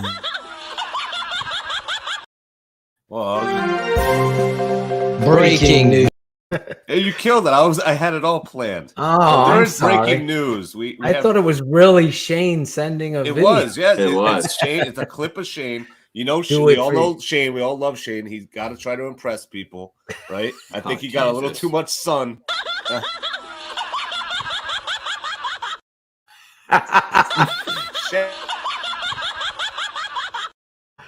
Horrible. Who is laughing on the air? And the smell's coming out of that thing, but you know. Yeah. I wish you guys could just see us dancing in the background. Fucking. I think they can. You're on the air, baby. You're on. You did it. I needed to play that for Dan. I dropped the ball there. One of us did, but I'll take the blame for that. What a night tonight. Obviously, we're getting to the point of the draft. It's coming up. We're going to be breaking down some draft coverage this weekend on Sunday with Draft Mob. That's me, my guy Barlissimo, and Shayne. Will Shayne be back? You know how I feel about stats. Really, stats are for losers. Final scores for winners. That's right. Final scores are for winners. Tonight, I believe we scored. I have an update. No, we're very economical, my family. I did see Angelo, Claudio. Yes. I saw Angelo. What? Yes. Yeah, huh? I saw him. And I'll talk about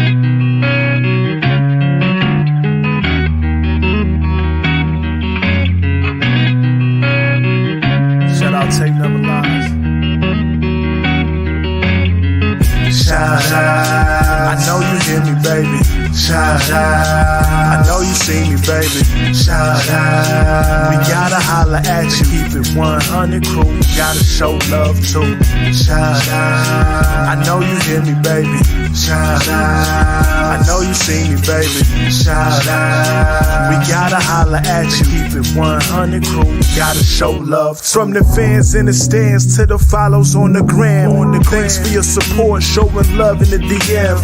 We stay Spencer strong, fight together till the end. Now it's time to shout out worldwide friends and fam. Like the network that keeps it real, 100 crew. So many in the world that I gotta show love to.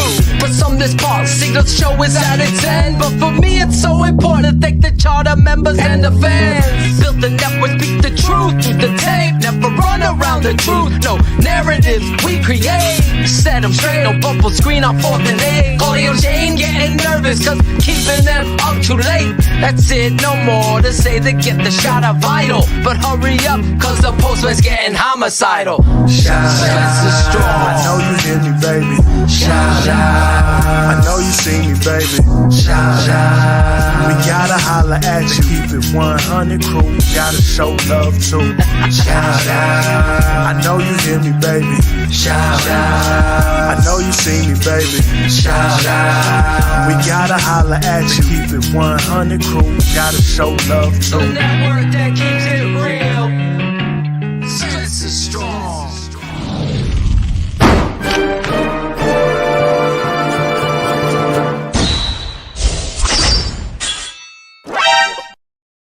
There it is. Shout outs time, Claudio. We don't have the music. Why don't you put your music on? Do my music. Yeah. All put right. your music on in the background.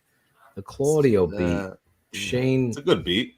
I was trying to find the shout outs instrumental or link, and I couldn't find it for this whole song I was looking for. It's a good beat though. Well, I apologize to my boy Cool Kennedy.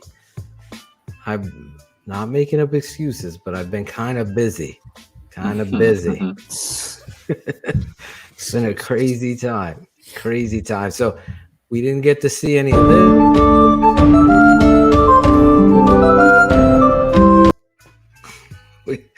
We didn't get to hear any of that tonight. Safe travels to Matt Carsonson, who's has to work in Miami, Jackal. I mean, who wants to do that, right? Sucks to be him.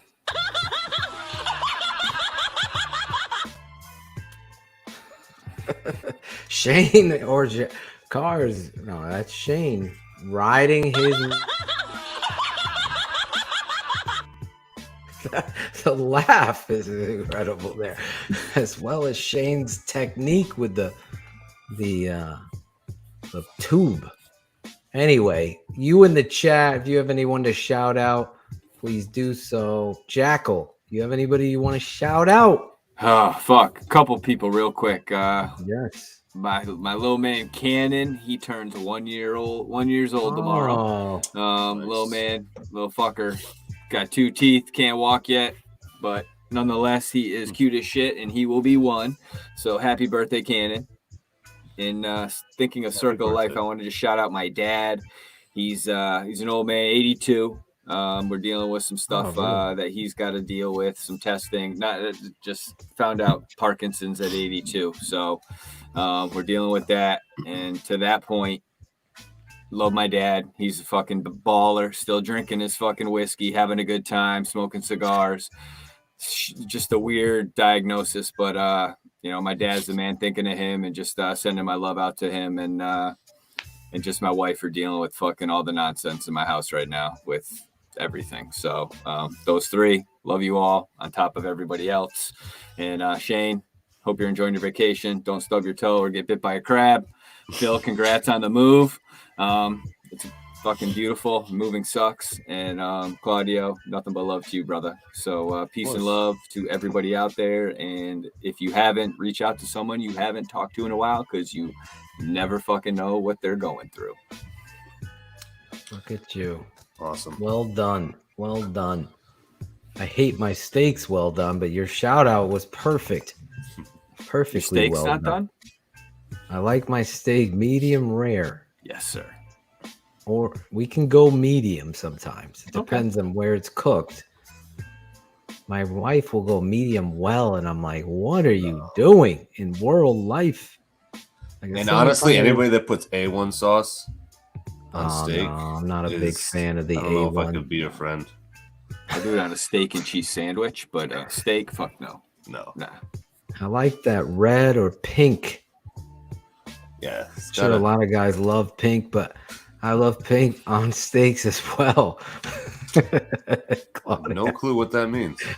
All right. So, anyways, you got a shout out. I'll do my Of course, I got shout outs. I mean, Cherie, hope you feel better. Shout out. Yes, Claudio. Obviously, Shayne, I know you're having fun. Just lay off the fucking the dives at the fucking beach. The water slide. Save that for Shayne's water slide. But I also have a brother. My little daughter, Alicia, my smallest, will have her birthday on Sunday. She'll be 14. So 14. Claudio has all girls, Jack. Yes.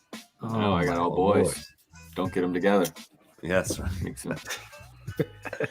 But yeah, so we'll have some fun on Sunday. Bring her out for dinner. So some new guys in the quick. What's up? Where are you going for dinner? She wants to go to the Place to Be. I've never heard of it. Some restaurant, the Place to Be. Is it honey? Like a lot of honey there, or is it a play on bees? I have no idea. I've never heard of it. Either have I. Which one to go? So I'll let you know next show. But some new people in the chat. Yeah. U.S. Ironic Morality. Shout out to you, Miss Boss. Julio Cruz, who's from Connecticut. Dennis Julio. Julio. Schoolyard. And then I lost the comment from this guy, Jordan Silveria. He's like, I'm new to this. I don't know all these drops. I don't know what they mean. So that means you got to just go back and watch all the fucking Keepin' It 100. You got to go back. Get caught up because it's worth it. It slaps. It slaps. It does. So yeah, there you go. Hey, cut it out. What are you talking about? Yeah, you must have been at the top of your fucking class. Yeah, you must have been Shayne, cut it out at the beach. Cut it out, bro. The scissors are coming. Had enough. Could we get some cut it out next week as we prepare for the draft? Can you be prepared for the draft? I don't know. We'll see. Get some cut it You're out on the air, baby. Come on. Can you do that? I don't know what we got in the background, but we'll remove it for now. Oh, yeah. Our shout outs. I forgot to loop it. Listen, you looped it. Who knows what lyric that is? You got the turntable and you looped it. What song is that? Give someone know it. First one that knows it. First of all, Alex Acevedo, the swag man, you're coming on next week. I need the motherfucking t-shirt. For God's sake, give me some fucking names t-shirt. That shit should be sold out for the draft. It's the perfect. Give me some fucking with the NFL. We probably can't use the NFL draft logo, but we can get TT. That's right. Bullets. Bullets got it. No. Is it Pop Goes the Weasel? I think I can't remember, but it was third base. Yes. Got the piano player and I looped it. Listen, I love hip hop so much. I think it is Pop Goes the Weasel. Bullets is saying Pop. Hey. It is Pop Goes the Weasel. That's right. It is. That. Look at Lucas Vandermeide got it. Look at that. He likes my books. Yes, Claudio, bring back Cut It Out next week on Wednesday. We're going to have our live cars only mock draft. We're going to have a surprise guest, a mock off. We're going to have the fight night again. Me versus Shayne versus some surprise draft analyst. Who drafted the best? We're going to draft every position and see who gets the best team. You, the fans, are going to vote for. We're going to give away some TTNL swag. Speaking of Alex Acevedo, we'll be on next week. Let's throw curls. Show Play that for Dan. Classic drops. That being said, this weekend, obviously, become a patron. The strive for 1,000 continues. Can't thank you all enough for your support and positivity. My shout out is going to be short and sweet. I want to shout out Dan Wiederer for coming on the show, for keeping it 100, no doubt, for all that he bestowed upon us tonight, the respect and his transparency. Great job, Chris Jackle, for getting him together and really going the extra mile. You guys like Berlissimo, Alex Acevedo, Chris Jackle, Claudio, that do the legwork behind the scenes. I'm sure I'm missing somebody else. I get these guests. I thought Courtney Cronin was tremendous. Let me add, I did forget because I wasn't on last week. My boy, Mike Antonui. Mike, I shouted him out last week. I'm sure you did, but I got to shout him out myself. He helped out, obviously, getting Courtney on. So, and he'll be on after the draft. I talked to him. There you go. Awesome. There you go. Mikey Antonui, the Jets. He's great on the top of your fucking class. I don't know why the fuck he's a Jets fan. He is. I want to shout all of you fans out. There's too many of you to name. Tonight, though, I want to shout out my wife, the support that you get to do this. Like, at first it started as just a passion. Now it's become even bigger than that. It's like a responsibility to be prepared. And I tell you, at 3:30 this afternoon, and talking to solar guys and contractors, and I don't know if you guys have these in the north, mini split systems. I don't know what happened there. I was looking at a tape. The tape never lies, the audio tape. But anyway, all of you guys, I think you could see it in my eyes how tired I am. Moving is a bitch, but my wife isn't. How about that? Kid Cap, take that, Cap. But all of you guys that have helped support and send the positive, I'm a big believer in positivity and telling the truth. Whether it's a swear and it offends you, I apologize, but we do say for mature audiences only. Thank you, everybody, tonight that tuned in. We'll be back next week, Wednesday night, with some guests and some surprises. And all next week we'll be live, getting you ready for the second round, Jackal, of the draft. And we will still be going live. We're going to play a game, patron game. We're going to do a trivia contest again, and the patrons are going to select the Bears picks. We're not going to do the first round. So, yeah, we're going to play a game next week. Get yourselves ready. I thank you both for jumping on tonight. Yeah, I shout out all my best to my guy, Shayne. I hope you're enjoying the beach. He's enjoying it.